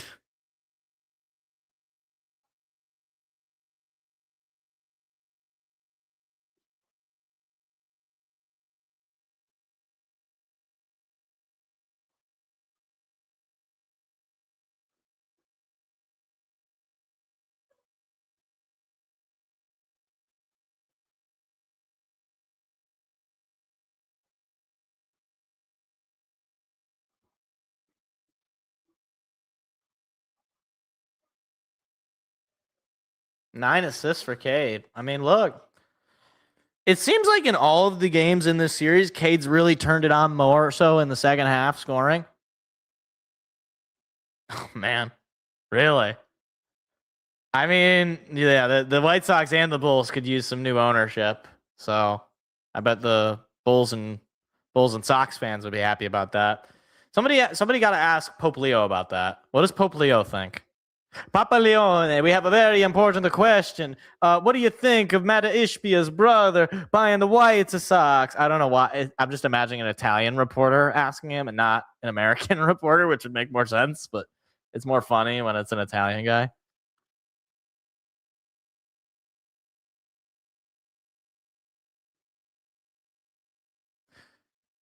Also, is it like, okay, this is unrelated to sports at all. It's weird to me that the Pope does not have an accent. My whole life, the Pope has had an accent. And I understand the Pope does have an accent, just not to me. Like whenever the Pope talks or speaks in English, I'm just like, oh, he's just like a guy. Like he just sounds like a person. Not that they didn't sound like, you know what I mean? He just sounds like a regular dude. And like, it's because he's from the country that I'm from and lived largely in the region that I was from. Now, what we really need for the next Pope, if the next Pope is an American, we need somebody from the Bayou. We need somebody who sounds like Coach Oberon, Ed Ogeron. We need somebody who sounds like Ed Ogeron to be the next Pope. We need somebody with that accent. Okay, so he was my pick last year. That's a good pick. You got it right. Good work there, Profi. There will be a Notre Dame versus Villanova college basketball game in Rome in November. Really? Oh man, I hope the Pope can attend, but he's obviously an incredibly busy human being. That'd be really cool. I might have to check that out. So it'd be. So hold on, that's actually funny because Notre Dame is French for Our Lady, and Villanova is Pope Leo's alma mater, which is Latin for like his mother. I think my mother or something like that, or your mother or something like that. So it's basically his mother, his school versus his mother, the Blessed Mother, the Virgin Mary. So it's a mother on mother battle for Pope Leo. I imagine he would probably be rooting for Villanova if he's rooting for anybody at all. It's weird, man. There's a non-zero chance that Pope Leo is the first Pope to have an MLB TV subscription and is watching White Sox baseball. How does that work? Because he doesn't have any. Well, I guess he has money, but like he doesn't. Anything he get is like paid for by the Vatican, right? So like, is the Catholic Church paying for Pope Leo's MLB TV? I'm just asking. All right, I'm just asking.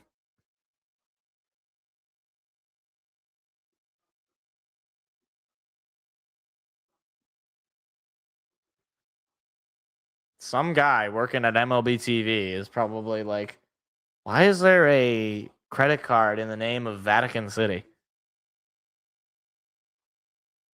No, Profi. We don't need them to lose their lead. That's enough. No.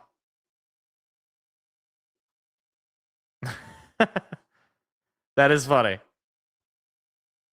Don't need, yeah, right. I don't need any more cardiac Pistons. You know what I need? I need them to extend their lead. I want them to be up by 30.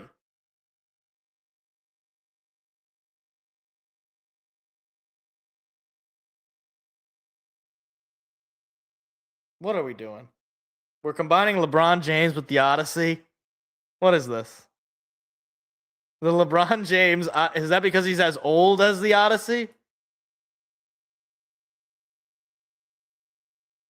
And his son? Oh my gosh.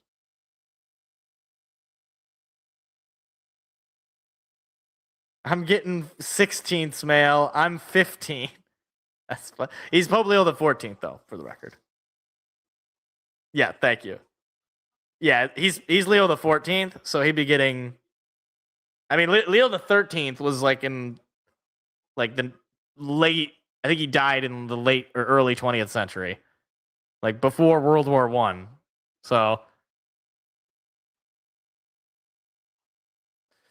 all right, but here we go.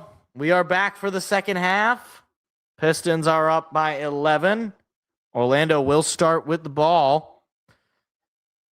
Pistons got to just maintain this. Keep doing what you were doing in the first half. Don't take the knife out. Keep twisting it. Finish the job here and complete the 3-1 series comeback over Orlando.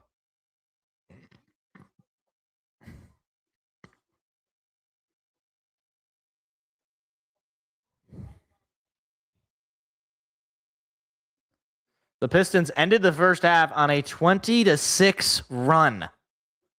Yeah, gonna need to add on to that. But hey, I said I wanted a scoring run, and they gave me one. It's kind of crazy. The 20-6 run only gives you an 11-point lead, but I guess it makes sense, given it was a close game for much of it. So, oh no, Pistons start with the ball. I thought Orlando did. Okay. Oh no, because Orlando won the jump ball. So Tobias now with it. Harris dumps it out to Jalen Duren. Into Thompson. Asar. Back over to Cade. Cade stops. Throws it back to Jalen Duren. 3 to shoot. Cade will drive. Cade hits it off the glass and in. And the lead is now 13 with 11 and a half to go in the third. Boncaro now dribbling at the Platinum Equity logo in the corner with Duren on him. Boncaro will lose the ball. Harris has it. Here come the Pistons. Cade now running with it. Cade back to Duncan. He's going to try a three. No good. And the rebound goes to Paolo. Oh, man, if that would have gone in, this place would have exploded. Paolo has it. 11 minutes to go. And knocked away and stolen by Robinson. Look out. Below. There's a Duncan Robinson dunk. Everything runs on Duncan. 11th turnover of the day for Orlando. Carter's going to try a jumper for 2 when he hits it. That will at least quiet the crowd briefly.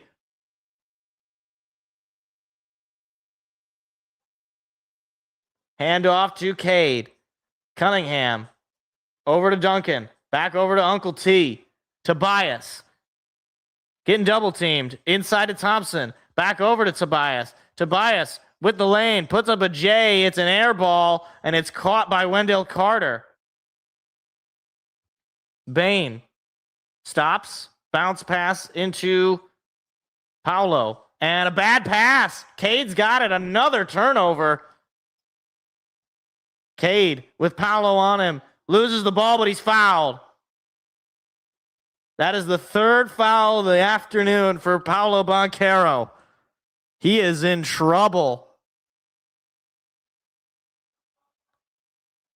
That is the 12th turnover as well on Orlando. They have 9 times as many turnovers as the Pistons. Pistons have 3 turnovers, or they have not 9 times. I'm sorry, 9 more. And nearly wedgied in there. Pistons don't come away with a basket. It's 4 times as many. Not 9 times as many. I'm sorry. Math was not my strong suit. Jalen Suggs with an inbound pass to Wendell Carter, who misses the jumper. Pistons have the rebound. It's a 13-point lead for Detroit. Inside 10 minutes to go in the third. Cunningham with the ball at the logo. Cunningham trying to jump away, and he puts up a jumper. It won't go. Rebound goes to Thompson. Cade's going to try a 3. Wide open. No good. Boy, oh boy, offense has gone quiet now for the Pistons. Got to take advantage. Can't be giving up easy looks like that. Banchero, step back through for 3. Won't go. Harris has it. Harris moving quickly. Harris inside to Thompson. Back over to Duren. Shot is blocked, but Tobias somehow has it. Now Duncan for a 3. No good. Rebound by Duren. Goes out of bounds on the Magic with 12 to shoot. Whoa. Great defense there. I'm surprised that wasn't a foul on Banchero on the dunk attempt from Duren. So Cade will inbound it. Brings it into Tobias. Tobias. Back over to Robinson. Right back over to Tobias. Tobias with Jamal Cain on him. Puts up an ugly looking shot. Oh my goodness. That was not good. I don't know if that was even a shot attempt. But it ends up with Orlando. Yeesh. Pistons shooting 2 for 11 in the quarter. They've put up 11 shots. And there's a jumper for Orlando that won't go. So it looks like neither team able to make anything. Cade will drive. Cade will put it up and dunk it. Now that one's going to go down. It's a 15-point lead for the Pistons, and the Magic have seen enough. 8:13 to go in the quarter, and the Pistons have only extended their lead.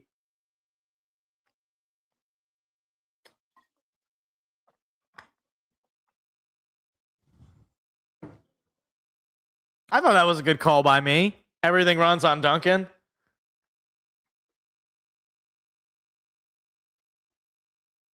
Okay. Feeling good right now. Lead's now 15. And I think the Magic's lack of shooting is starting to catch up with them, man. They just cannot hit a shot.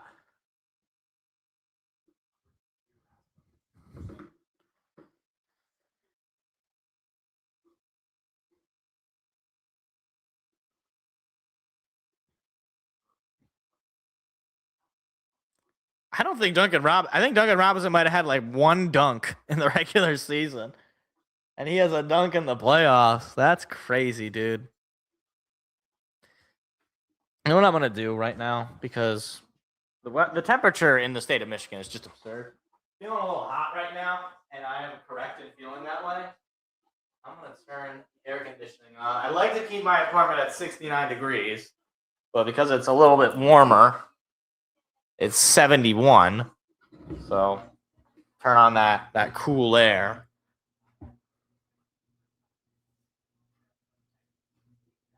Leah Kateb. Okay, who is Leah Kateb? I have to know. Who is this woman? Why am I seeing her put on? She's a TV personality. Okay. Leah Kateb is an Iranian-American resident cool girl. What?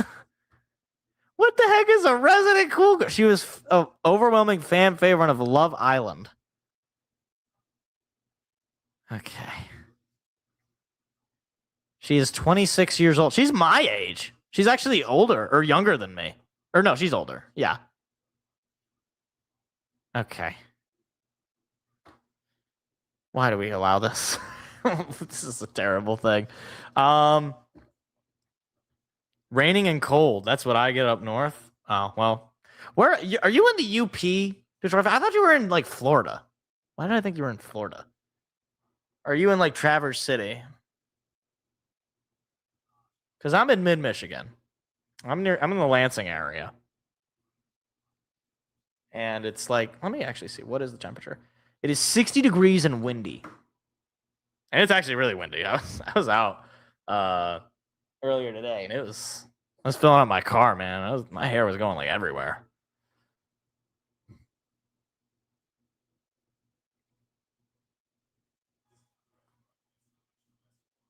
Non-Traverse City, more north. Okay, Bay City. Yeah, I know that area.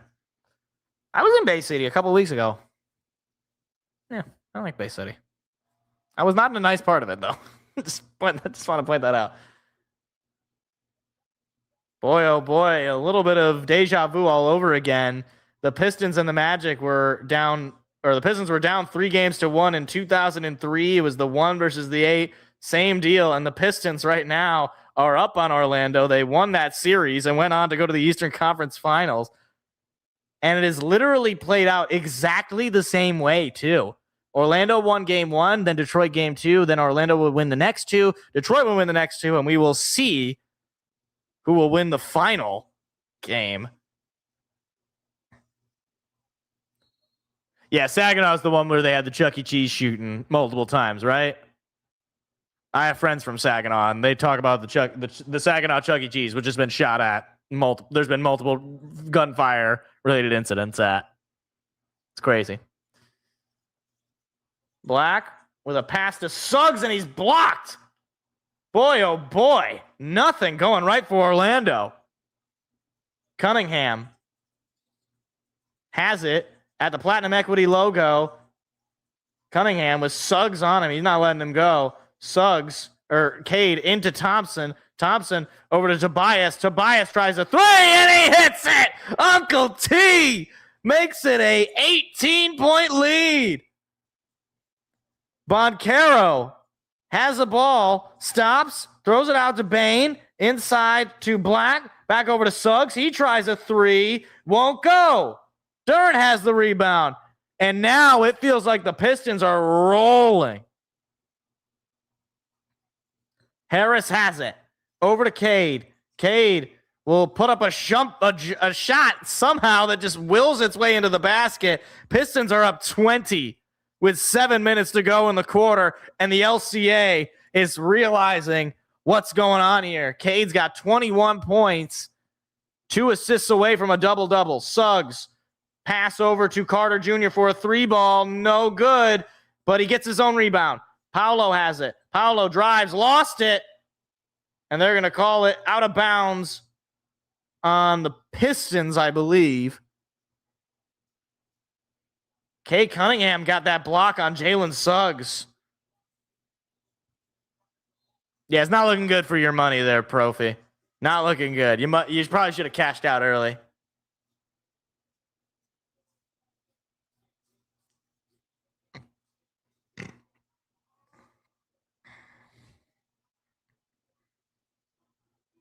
So some substitutions being made. Jalen Carter, or is it Jalen Carter in? I think that's Jalen Carter. Jaron Carter? I don't know. Something Carter. Carter's going to try a 3.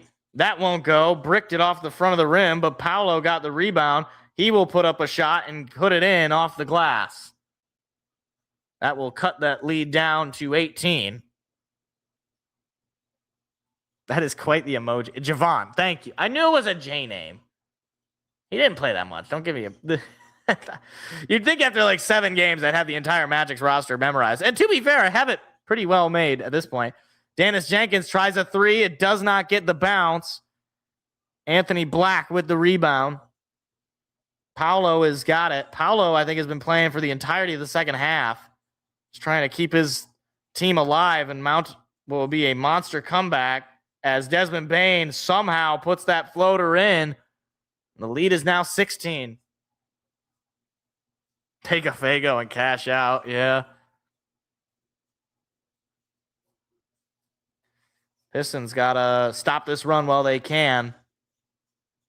Gets it to Duncan.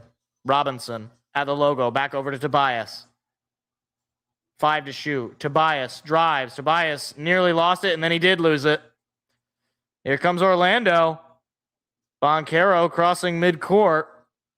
Paolo with Tobias on him. Paolo puts it up. He is fouled. They're going to say he was in the act of shooting. And Boncaro. Man, that is, I'm sorry, that is ridiculous. He had the ball stripped. That did not look like a shot to me. Boncaro has 25 points on the day. The rest of his team has 30. And he makes the free throw.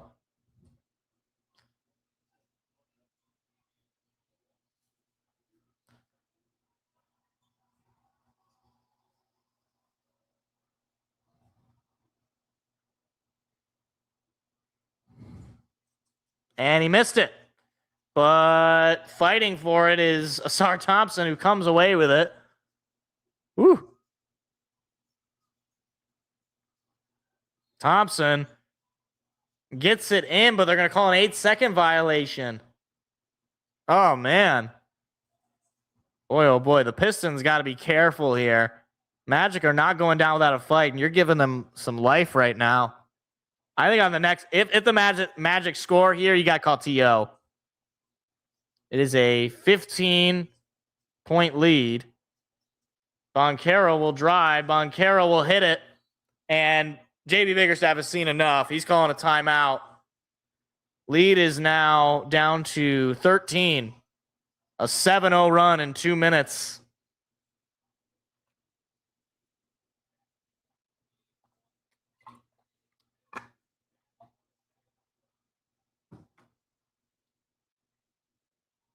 Let that be the end of that run. Let that be the end of that run. I don't want to see anything. I don't want to see them get any closer than where they're at right now.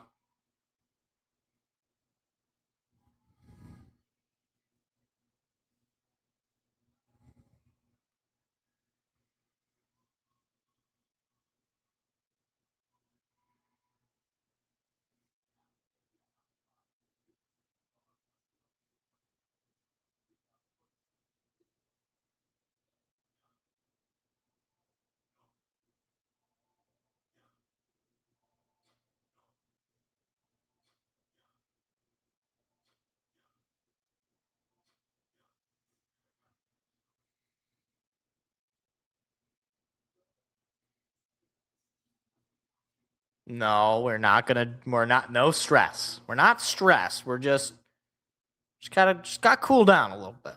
It's all right. Still up pretty big here, late in the third quarter. I would rather it not be a 5 to 6 point lead at the quarter when we were up by 20. Let's get on a run of our own. Let's just go on a 7-0 run of our own right here. Don't even really need a 7-0 run. Just like 5-0 run. Couple of baskets. 5-6-0 run.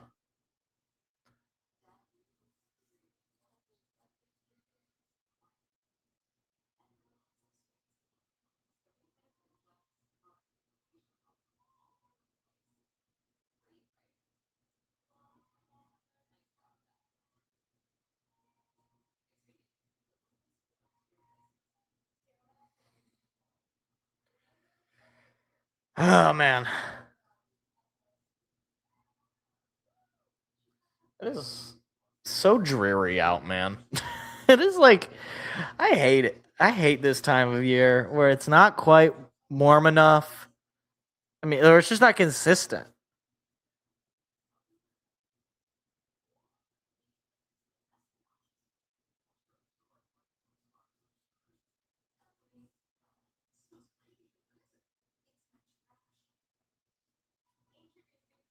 Yeah, just get a couple of field goals, maybe get a foul, draw some contact, add some pressure on Orlando to make subs with some of their guys in foul trouble. I'd probably say maybe attack Desmond Bane or Paolo for that matter.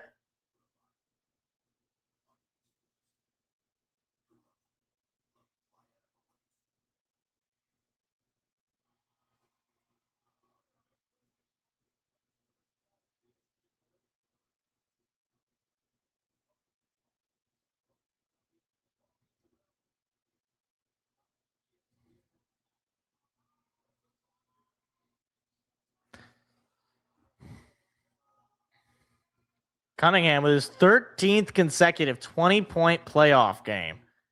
Boncaro has 28 points himself. The rest of his team has 30. Isaiah Thomas hyping up the crowd.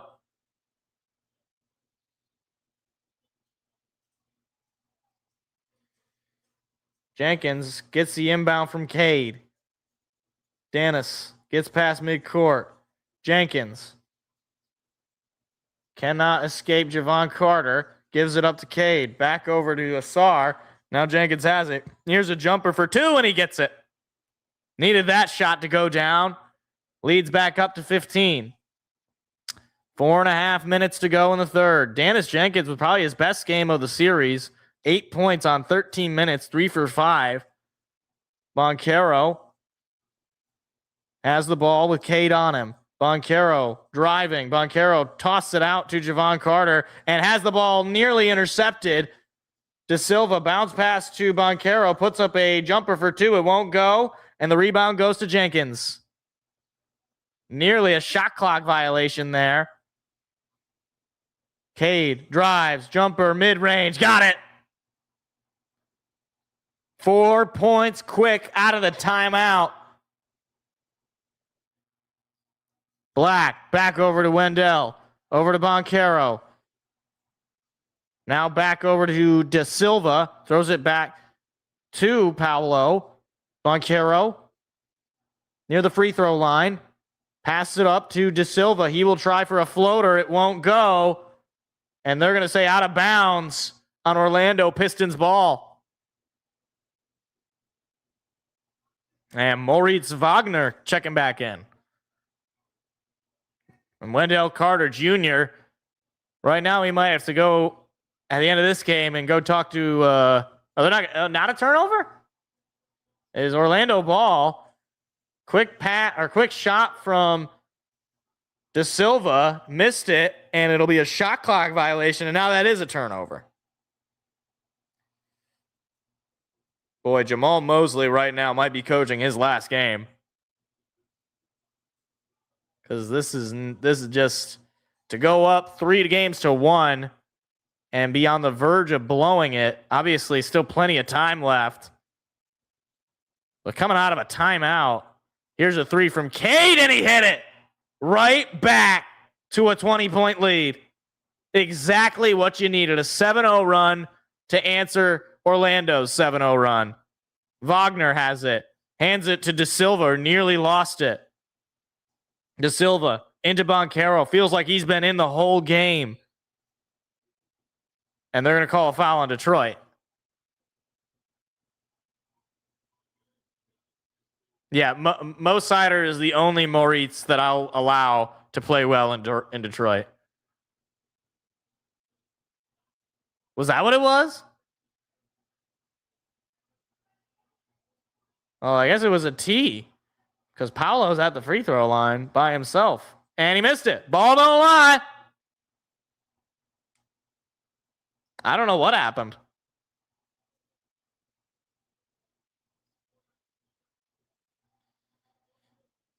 What are Paolo's minutes right now? I don't think he's hit the bench. He might have hit the bench early, but I can't remember the last time he was not on the floor. Black. Bounce pass into Boncaro. Boncaro with Green on him. Boncaro tries to make a move. Boncaro stops, puts up a shot off the glass and good. 18-point lead for Detroit. Isaiah Stewart, I believe, is also checked in. Yes, he has. Cade's got it. Cade passes it over to Thompson. Hands it right back to Cade. Cunningham with 8 to shoot. Cunningham lost it. Desmond Bane has the ball. Gave it up to Boncaro. Now Bane right back to Boncaro. Paolo with Cade on him. Paolo puts up a shot. They're going to call a foul. Boy, Paolo. Yeah, you said it. He looks gassed. I mean, I'm telling you, when was the last time he was on the bench?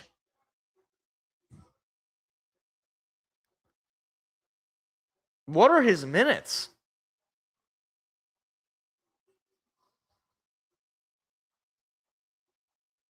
Tobias Harris coming in.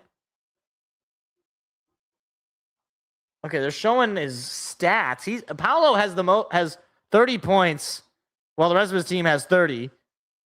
Paolo has half of the points for Orlando. Throws it over to Bane. Bane bounce to Wagner. Wagner throws it back to Anthony Black. Black tries a jumper for 2. It won't go. Doesn't touch anything. It's a shot clock violation.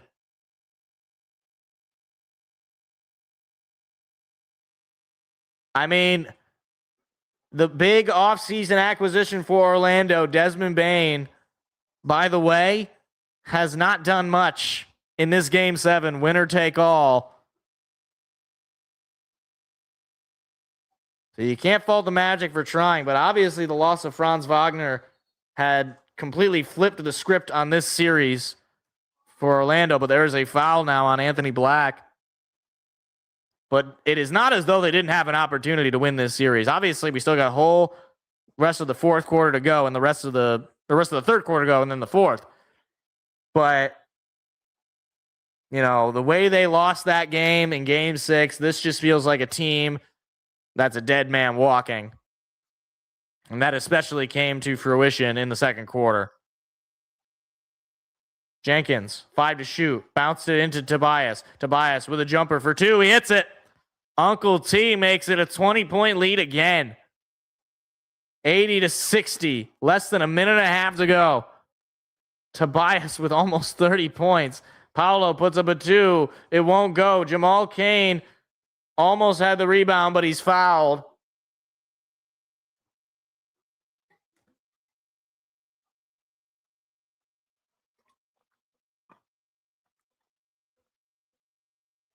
Yeah, that's the other thing. They're not going to get any younger. They don't have any more first-round picks.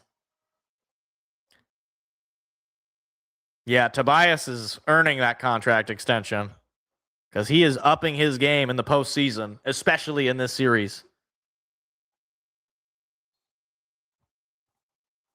I mean, we'll see. We still got the whole rest of the playoffs to determine whether that's going to be what you want to give him. And a whistle. They're going to call a foul on Duncan Robinson, and he is exhausted by those whistles coming against him. And Boncaro is going to add to his scoring totals potentially with the free throws. I don't think he missed a single minute of the third.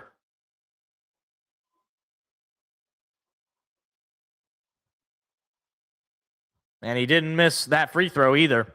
80-61.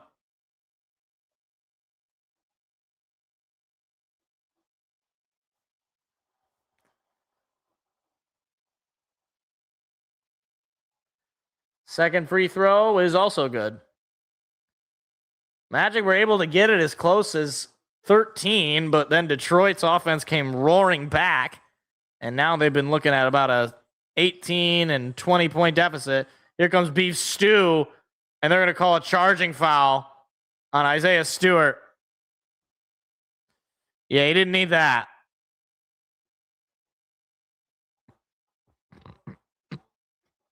He made the shot, but that is, yeah, you can't make that. There's nobody around you, so it's clear as day. That's going to get called pretty much every time. Bane will drive. Bane has his shot. I think that was blocked by Isaiah Stewart, and then it's going to be out of bounds on Orlando as nobody could get the rebound. Do we need Ron, though? I mean, maybe we just say, no, I'm good without Ron. Just based on the way we were playing. I don't think I want Ron. Harris has it. Duncan, back over to Tobias. Harris, driving, lob pass to Stu. It doesn't go down. Oh, that would have been big. 18 seconds to go in the third. Shot clock still on, though. Boncaro calling a play. Paolo Trying to maneuver past Tobias. He will drive. There's a whistle away from the ball.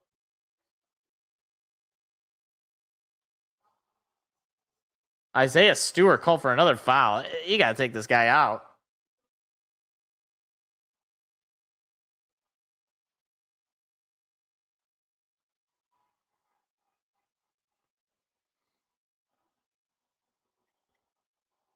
That is Wagner at the free throw line.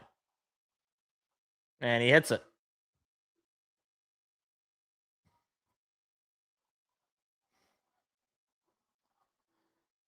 Yeah. Stewart's got to chill out.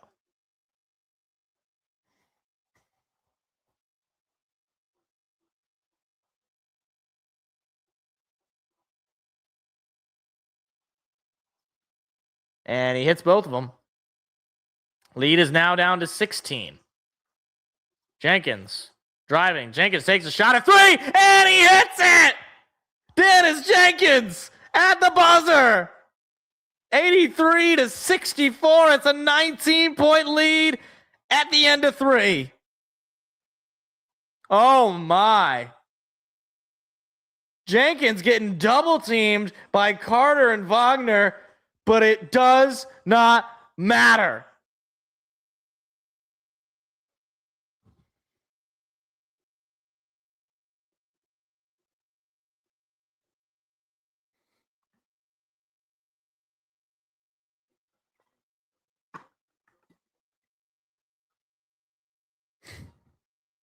Yeah, I'm feeling real good right now. 19-point lead, final 12. Feeling good. Think the Pistons are going to get it done here, guys. First playoff series win in almost 20 years. 12 minutes away. Yeah, needed that 3. I agree. Especially with it, they were kind of getting a little closer, and you're like, nope, just got to pull away.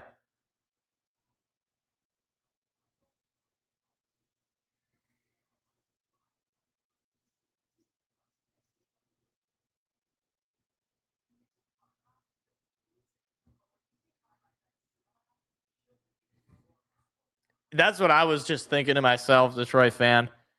It's obviously this one more quarter, but hitting that 3 at the buzzer, it does just feel like, wow, this could be it for the Orlando Magic. And what a season it has been. The fact that they got to this 7 games is, I guess, kind of impressive, I would say. But the fact that they blew the 3-1 lead, including a double-digit lead at home, and not just a double-digit, a 24-point lead at home Friday night. It's crazy. Yeah, and Paolo Banchero is gassed. I just don't know how much more they have left offensively. The guy's got almost half of their points. I think he might have half of their points.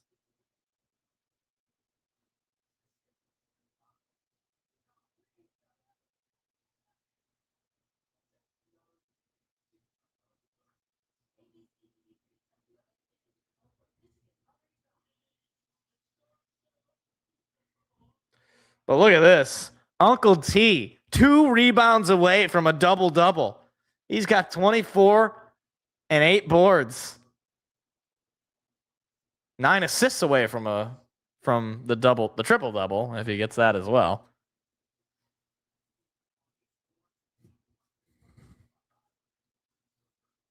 Yeah, I mean, this is what I was saying all series, why I was so frustrated, was that it's like, even when people were talking about, the Pistons aren't good enough, their roster isn't good for the playoffs, all that, my retort to that was not to say that they're wrong necessarily to describe the Pistons as that way, but that Orlando is just worse than you. Like, not even to say, yeah, if you want to say this about it when the Pistons, if they get to play Philadelphia or Cleveland or Toronto, okay, fine. But they're playing Orlando, who is the roster for Orlando is worse than your roster. It just is. Like, all year, your best players have been playing better than their best players, and your bench guys have been playing better than their bench guys.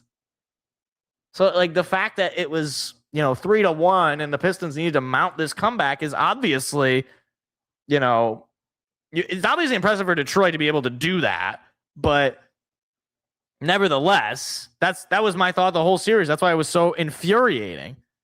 And there's a knockaway and a steal. Cade's got it.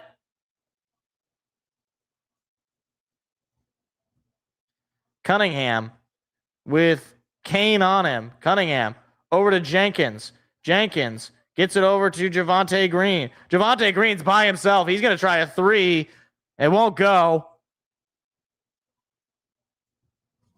11:20 to go. 11:20 away from a 3-1 comeback. Carter stops, passes it up to Suggs. Suggs will drive. Suggs will put up a floater, and it's good. And finally, some rest for Paolo Banchero. So the Pistons got to take advantage of this. Paolo's on the bench. That's just the 4th point of the evening for Jalen Suggs, man. That's just terrible. As Cade hits one off the glass. 85-66. Suggs with the ball. Jenkins on him. Suggs over to Bane. Bane tries to get loose of Javonte. Here's a three from Kane. And Duren will let that one go as it goes out of bounds.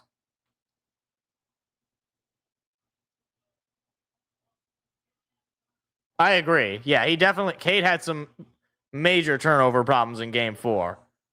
But he has severely cut them in the last 3 games. Duren, back out to Robinson, back out to Green, wide open, hits it. Can't leave him that wide open. 88-66, largest lead of the night. I would say, it's evening. It's 5:30. It's not the night. Largest lead of the game. Less than 10 to go. Suggs will drive. Suggs tried to dunk it, and it's blocked by Duren. But are they calling a foul? Yeah, they call it a foul. And unfortunately, the Pistons cannot challenge. Oh, that's not a foul. Oh, that is not a foul. That's all ball. But the Pistons can't challenge. That is an egregious missed call. I know the game is pretty far out of reach, but that is an egregious missed call by the referees. Banchero checking back in for Orlando.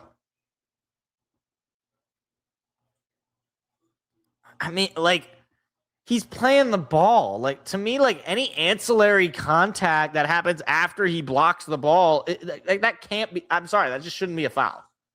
Suggs hits them both. Just some charity points for Orlando to cut the lead down to 20. But that takes away a block for Jalen Duren on what has been a much better, probably his best game of the series.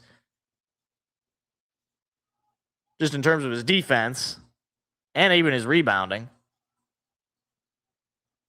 Inside to Javonte Green. Green gonna take a three. No good. But a nice knockout there by Duren to get the rebound to Cade. It's a nice play by JD. Here comes Cade. Over to Giannis. Wide open for a three. Got it! And now Orlando calls a TO, and the Little Caesars Arena has turned into an absolute circus. 91-68 Detroit. They are murdering Orlando. This is more like it.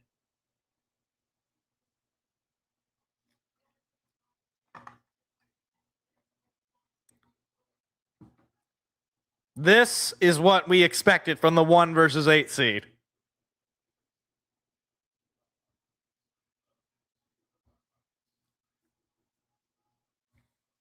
A 23-point lead. Yeah, right. Steve, this is what we're supposed to be building, by the way.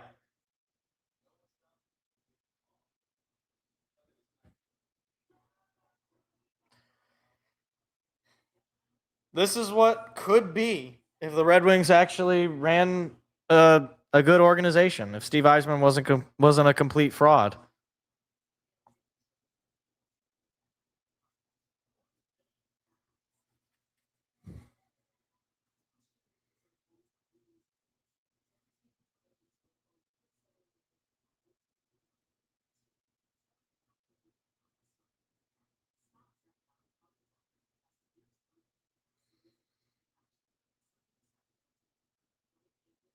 What in the world? What is this? Is that bound? Is this one of those weight loss shots that you take?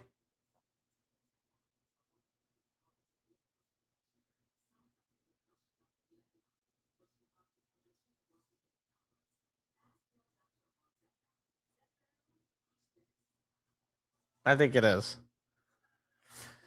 Pharmaceutical companies are just like the worst companies, dude. They are like the worst organizations. We really need to ban them from having commercials in the United States. Yeah, I mean, look, that's what I said, like, a little bit. It was like, okay, like, Paolo's scoring most of their points at a certain... Eventually, it's going to catch up to them because he's going to start missing, right? He's not going to shoot 100%. And our guys are going to start hitting.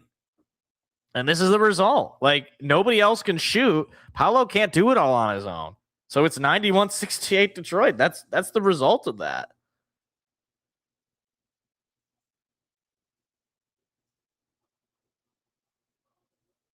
But especially with his performances in these elimination games, that Desmond Bane trade not looking great.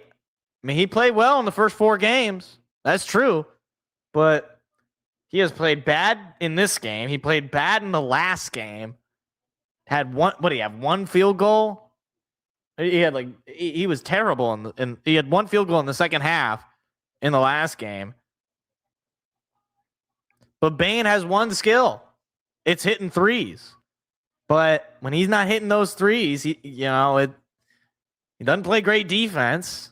He doesn't have a great, he's not a great passer. Like he's got the one skill, which that's fine. But Orlando's roster is just not deep enough, and that I think that price. Yeah, right, exactly. Now we got another thing that has happened in the span of time that Steve Yzerman has yet to make the playoffs. We have the Pistons, less than 10 minutes away from winning a playoff series in the LCA before the Red Wings even make the playoffs. And that is a foul and one. As I was saying, Desmond Bane didn't have much skills, but he just hit a layup and got the foul. Cade Cunningham was dabbing it up with Rip Hamilton and Dwayne Casey, his former coach. Dwayne Casey, who still has a role in the Pistons organization. Ben Wallace also in the house. But Dwayne Casey was Cade Cunningham's first coach in the NBA. Still that connection, obviously, as Desmond Bane misses the free throw. So no 3-point play. It is a 21-point lead for Detroit. And the LCA is still packed, and that's what you like to see. Especially in Game 2. It didn't look very filled up in Little Caesars Arena. As look at Cade with a floater that just drops into the basket. Beautiful shot from Cunningham. Here comes Bane. He is fouled, draws another foul. Now, this is how Bane is trying to fix his box score, it seems.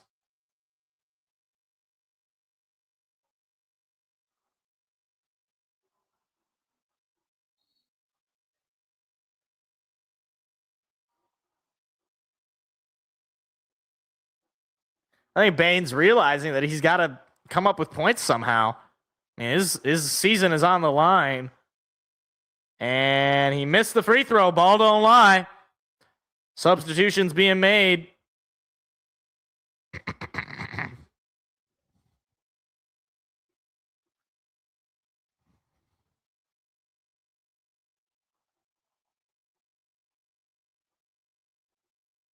You know what else I notice in this game? You know who hasn't been on the floor? One Karis LeVert. Is it any wonder that the offense has exploded when Karis LeVert has not seen the floor? Dare I say JB Bickerstaff finally making some adjustments and giving Jenkins more time as Tobias puts up a 3 and he hits it. I mean, can this guy miss? Uncle T has turned back the clock. It is 96-71, a 25-point lead. Bane has it. Pass to Carter. Carter pump fake. Carter drives. Carter missed. Carter fouled. Jalen Duren called for the contact. I mean, seriously, who would have thought that Uncle T Tobias Harris would be Uncle 3 Tobias Harris? 27 points. That is the most in Game 7 of his career. 10 for 17, 4 for 6 from deep. And ball don't lie. Wendell Carter Jr. missed the free throw. Boy, I hope Wendell Carter can go home to Angel Reese and, complain about his terrible performance in Game 7. But I bet he really enjoyed those first 4 games.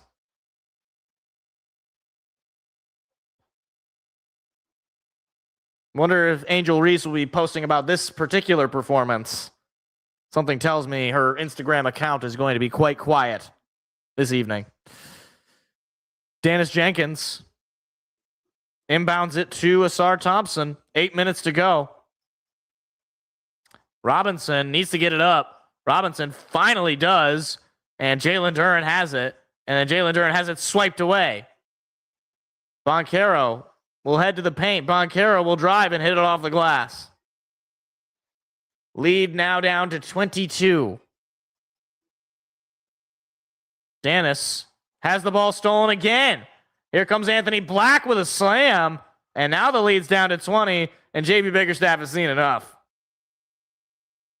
20-point lead for Detroit with 7:32 to go. But he doesn't like what he's seeing. Sloppy play.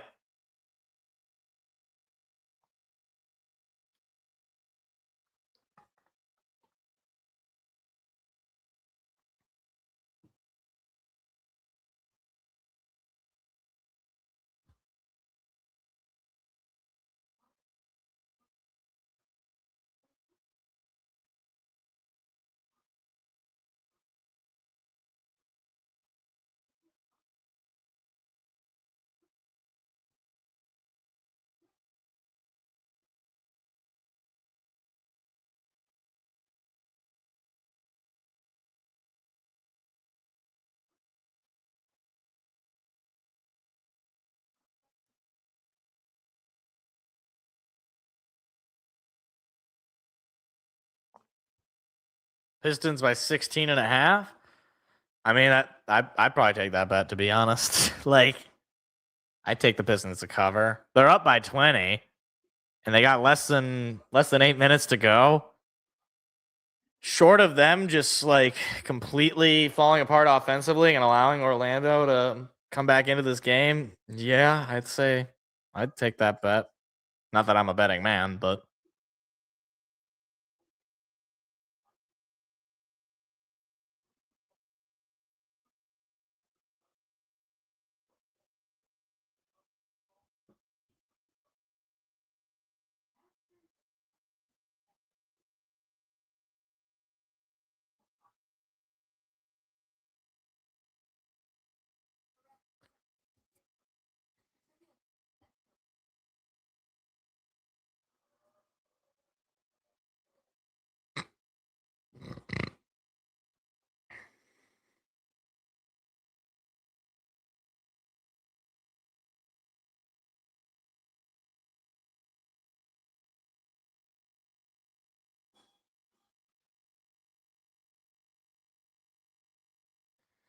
thank you, man. Appreciate it, Profi. We do live talk shows, sports talk shows every Tuesday evening. So yeah, you will be entertained, I hope. And then obviously we do live reactions to Pistons games, at least Pistons postseason playoff games.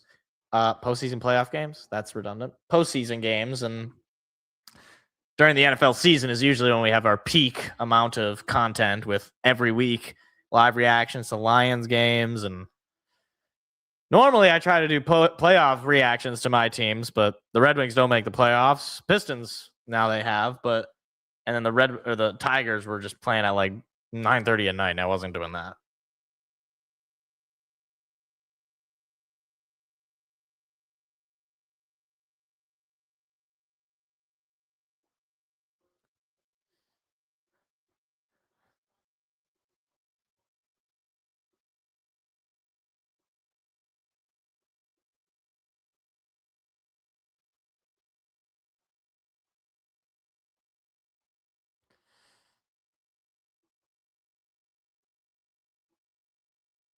How the Tigers.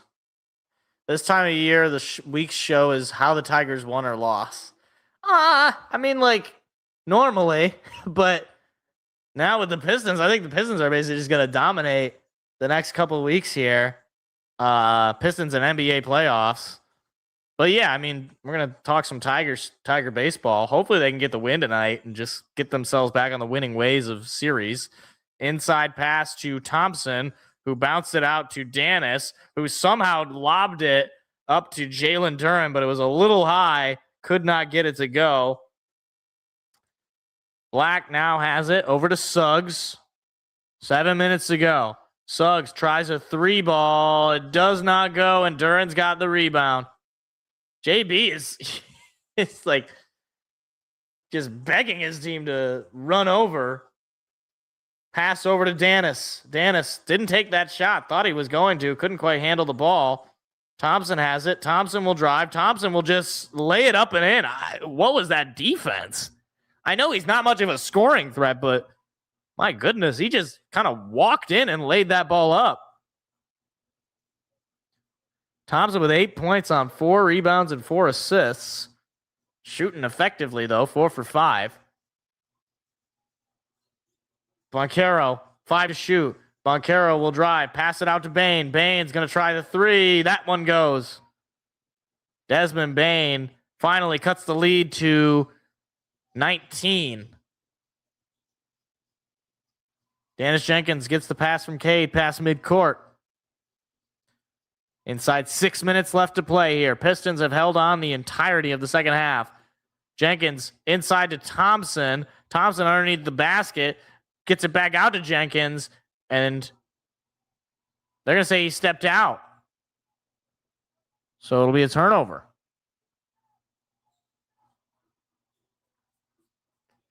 Yeah, and the Tigers also haven't exactly had that great of a schedule. Like, they've had to play a lot of really good National League teams, and they have been getting injured like crazy. Here's a 3 from Bane. It won't go. Duren gets the rebound.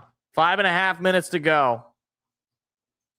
There's a drive and a foul.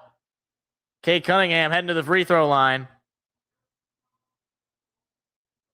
Paulo Boncaro not happy with the call. Jamal Mosley not happy with his team. Oh, Amon-Ra St. Brown is at the game. Amon-Ra St. Brown just making a cameo appearance. Detroit Lion wide receiver. One of the best in the game. He's just hanging out in the game right behind the Magic bench. As Cade hits the free throw, puts the lead back to 20.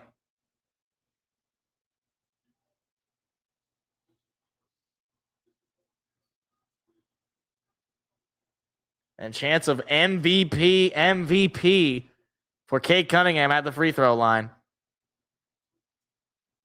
And he gets the bounce. Pistons into triple digits. It's 179. 32 points from Cunningham and 10 assists. He's got a double-double. Carter tries a 3. Carter hits the 3. Boy, oh boy, Orlando trying to just stay alive.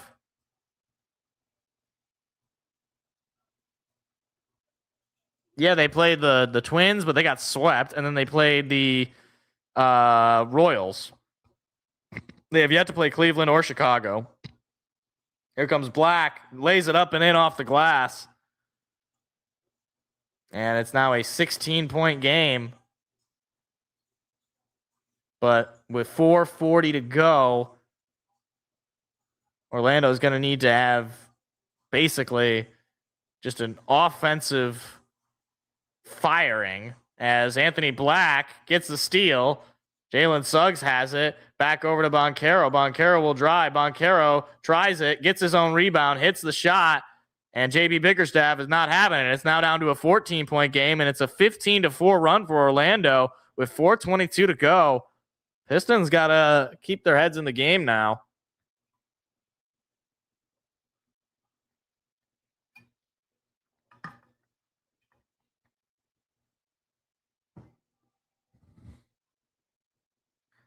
Come out of this timeout, you got to go on another scoring run. Because this is getting a little too close for comfort now.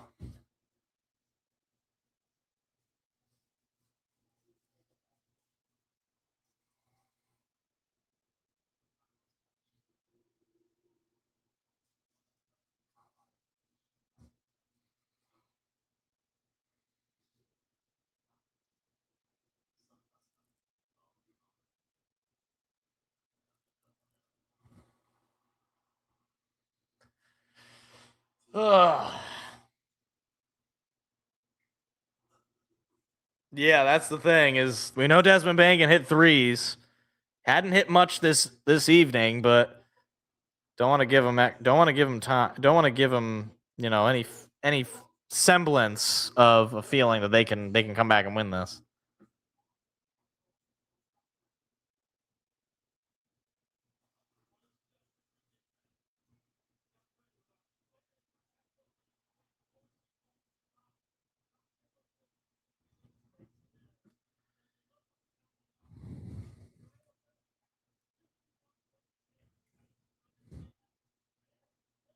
Yeah, don't give him life. That's right. Cunningham up to Tobias. Harris over to Cade. Cunningham with Anthony Black on him. Now he's getting double teamed. Cade draws a reach in foul from Jalen Suggs. I don't know what number foul that is on Suggs. Is that number 4 on Jalen Suggs?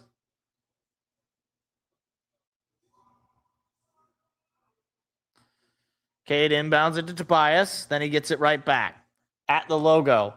Cunningham with 8 to shoot. Cunningham driving. Punches it out, and it is nearly intercepted. It's going to be out of bounds on Orlando with 1.6 to shoot, though.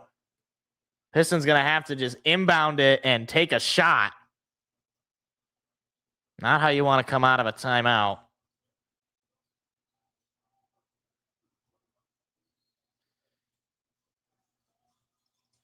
Lob up to Duren, and he hits it! Oh, whoa! That is more like it. Immediate pass into Duren, and he just punches it in. Here comes a 3 from Carter. Won't go. Duren's got the rebound.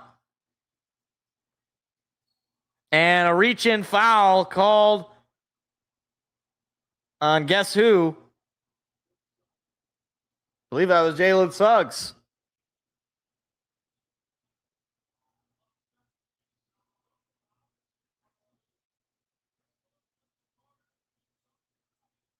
Three and a half minutes to go.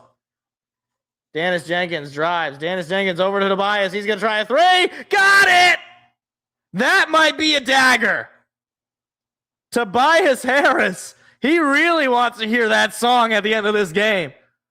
30 bomb from Tobias Harris, who has missed just 2 3-pointers.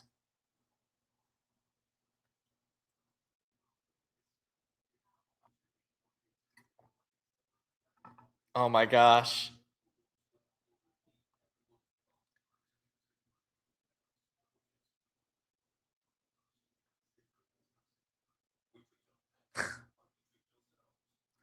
No, but he's right. That progressive zipper, like the trap. Yeah, you got a zipper. Like you shouldn't get in before.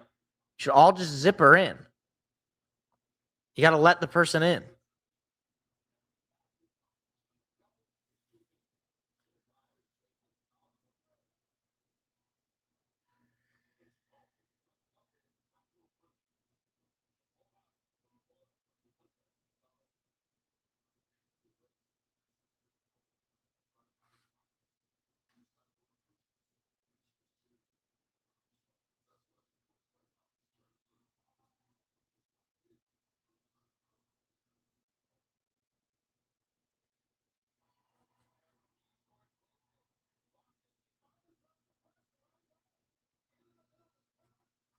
I would still say no. I mean, what's the point of bringing in Holland, really?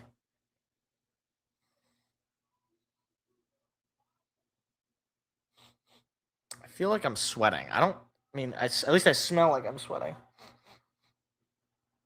I'll probably have to shower after this, guys. I'm just going to be honest. Just going to let you know.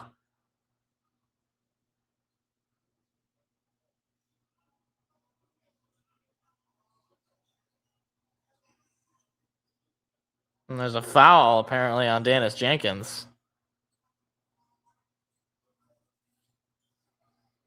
And Wendell Carter will head to the free throw line. I would rather play Toronto. I think that's a better matchup. So I'll be rooting for the Raptors.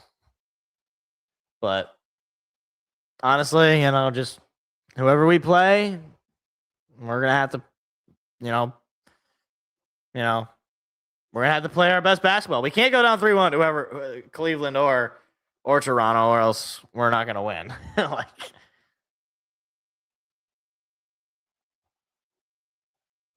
Cavs are not good defensively. That's true, but we are not known for our offense. So, and Carter hits both the free throws. Pistons shooting 50% from the field on the day. 15 for 32. Dennis tried to go for it, but his shot is denied and sent him to the seats. It'll still be Pistons ball.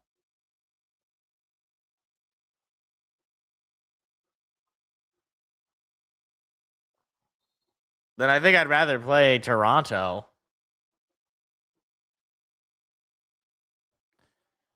Cunningham has it. Cunningham now getting surrounded. Here's a pass out to Robinson. And it's a 20-point lead with less than 3 minutes to go. 10 points for Duncan. Shooting 2 for 10 from behind the arc.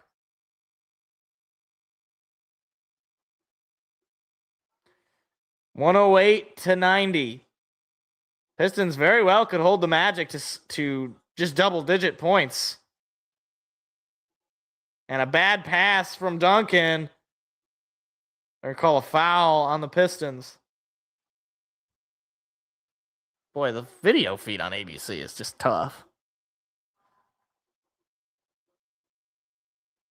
And the LCA is chanting the old na-na-na-na, hey, goodbye.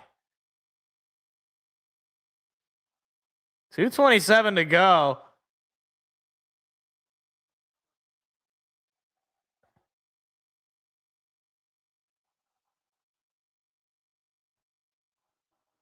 And the free throw's no good. Anthony Black in and out. Ball don't lie.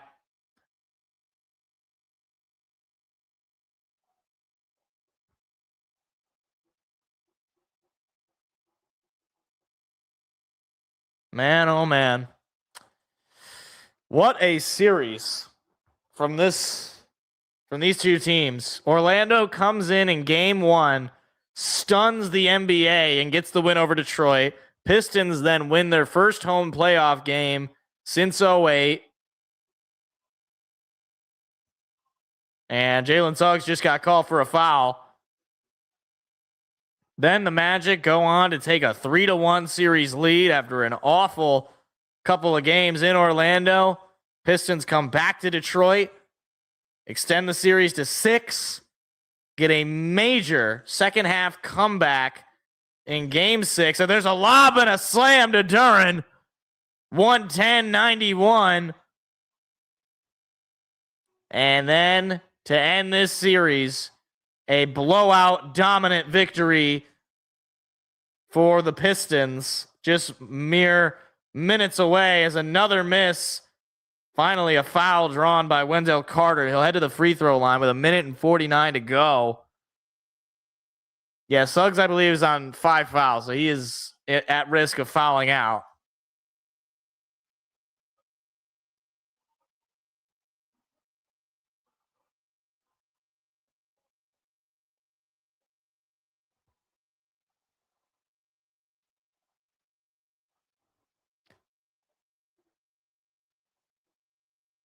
I believe there are chants of Angel Reese against Wendell Carter Jr. And he missed it. Oh my goodness. The LCA crowd is in the head of Wendell Carter Jr. right now. Well, hey, Wendell, at least you can go home to Angel Reese.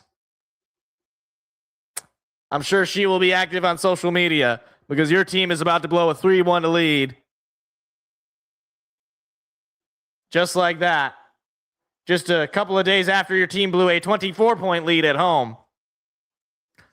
And to paraphrase the awful coaching YouTube channel, this is exactly why the Orlando Magic are a garbage organization who will never win anything.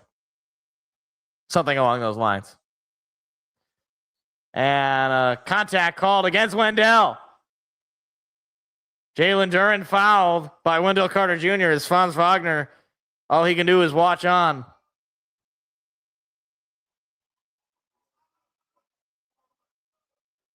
And to think that calf injury by Franz Wagner completely flipping this series in favor of Detroit.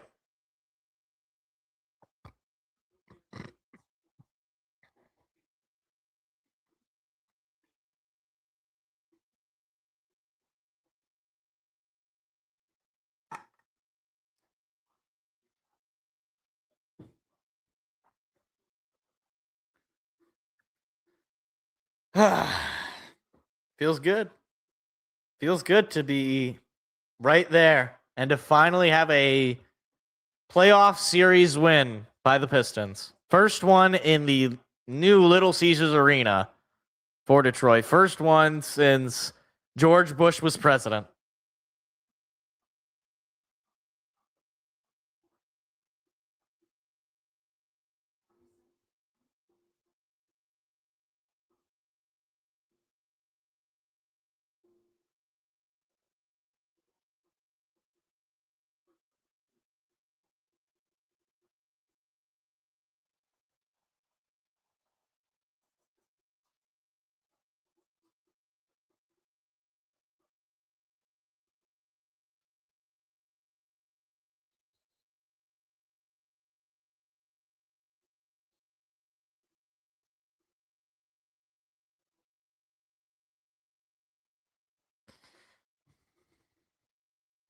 So we are now less than 2 minutes, less than a minute and a half away.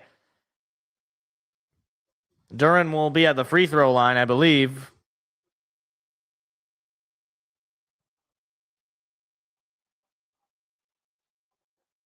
Cunningham and Tobias Harris. That's the 10th pair of teammates with 30-plus points in Game 7.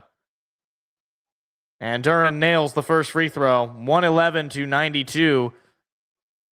And Cunningham is heading to the bench for the last time.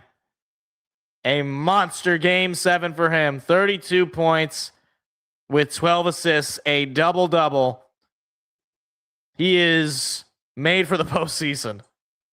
He is as clutch as you can get. And he is one of the best to do it in this uniform.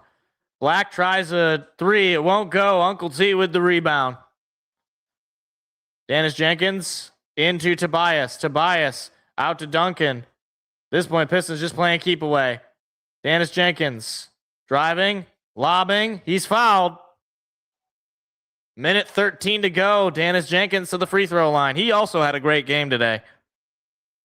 It is about time that JB Bickerstaff gave him more minutes in the postseason, as it has helped explode this Pistons offense.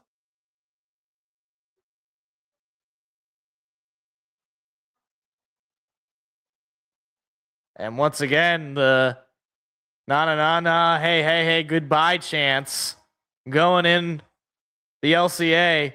As here comes some substitutions. Marcus Sasser and Ron Holland and Tolu Smith are checking into the game. And now the crowd's feeling it as Uncle T, Jalen Duren, and Duncan Robinson all head to the bench. Ben Wallace and Rip Hamilton love what they're seeing. Tobias Harris was one rebound away from a double-double himself. 114-92. Boncaro staying in. He's got Javonte Green on him. Boncaro will drive. Boncaro will be fouled. And this final minute and a half is taking just an eternity due to these fouls. So Paolo will get some extra points to add to his very good night. But unfortunately, it does not translate to victory for him. Hits the first free throw. This makes it a 21-point lead. Janice Jenkins checking out as well. One of two players in NBA history with 35 points in his first two Game 7s. He joins Luka Doncic. A 20-point lead for Detroit. Banchero 2 points shy of 40 and 1 rebound shy of a double-double on 41 minutes played. And they're just going to hold on to the ball. 8 to shoot. Throws it out to Tolu Smith, who puts up a shot and it goes. Or was that was wasn't Tolu Smith. That was that Chaz Lanier? Or maybe Bobby Clintman. I don't even know. 30 seconds to go. The crowd is feeling it in Little Caesars Arena. 5 seconds. Suggs is just holding on to it. And he is going to take the shot clock violation. Green will inbound it. First playoff series win since 2008. They will play the winner of the Cleveland-Toronto in the semifinals.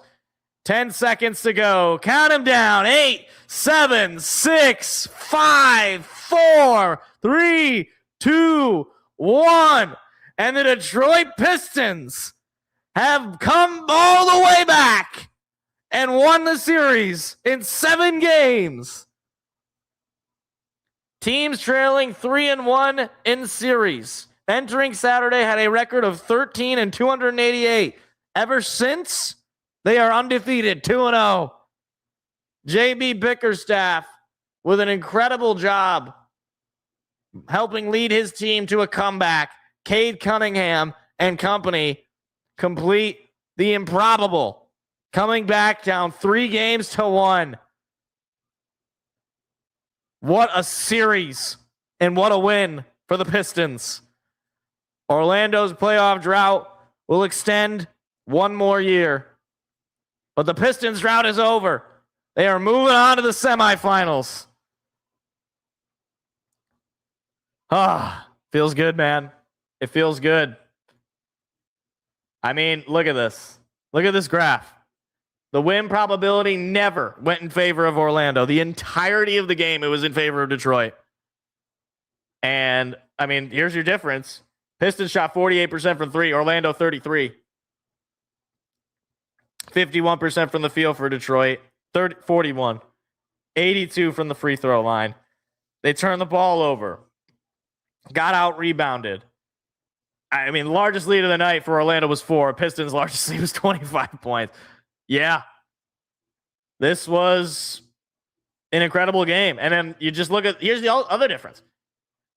You have Cade leading the way in assists and points. Duren leading the way in rebounds. He had a great game, probably his best game of the series.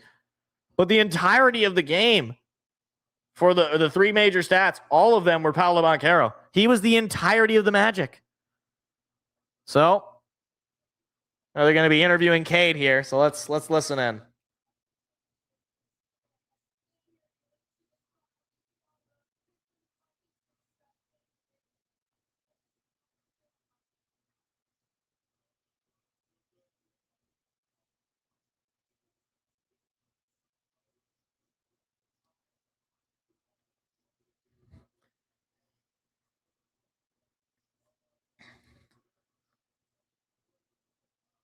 Yeah, no. Anybody saying Paolo is trash, that's going a little too far. I mean, he was putting the entire Magic team on his back, and the rest of his teammates couldn't do anything. Now, granted, Game 6 is on him too. He played terrible in Game 6.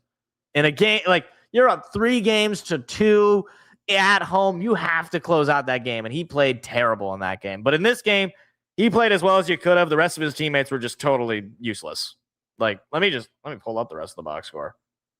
Like, Desmond Bane, you got traded to Orlando. 4 first-round picks, right? 38 minutes. You got 16 points. He was a -8 player. You can't have it. And a lot of those points were coming in the second half. He did nothing in the first half. And some of those points are even late in the first half. Jalen Suggs, terrible night. Again, 6 points for him on 36 minutes. Jamal Cain, you don't want to beat him up too much because he wasn't supposed to be playing as a starter, but he had just 5 points. His lone highlight of this series is dunking on Jalen Duren. That was the highlight of the series for Orlando. Was they got an ESPN highlight basically. So, yeah, obviously losing Franz Wagner had a major impact in this series. It just did. As soon as they lost him, the Pistons just dominated. And they just did. And let's say, I don't even want to say that, though, because in Game 6, Orlando blew that game. I wouldn't say Detroit was dominating. Detroit had a fire lit under them, probably by the coaching staff, and they managed to just crawl their way back and come out and win. So, yeah. But all right, then. So, I believe Game 1 is going to be on Tuesday. So, because we do our regular show on Tuesday, we're not going to have a live react of the game. We will be doing just a regular show on Tuesday, and then we'll just cut it and we can just watch the game from there. Game 2, though, whenever that is going to be, planning on doing a live react. We'll see. This upcoming weekend is going to be quite busy for me. So if there is any games on Saturday or Sunday, which I'm sure there will be, well, needless to say, I won't guarantee that I'll be able to do any live reactions. So with that being said, thank you all for stopping by and listening in. We'll be back on Tuesday. We'll break down the whole thing. The Pistons have finally won a playoff series. They are moving on to round 2. And I'll be watching Game 7 of Cleveland-Toronto. I don't know about you guys, but anyway, have a great rest of your night, everybody, and take care. See you later. Goodbye.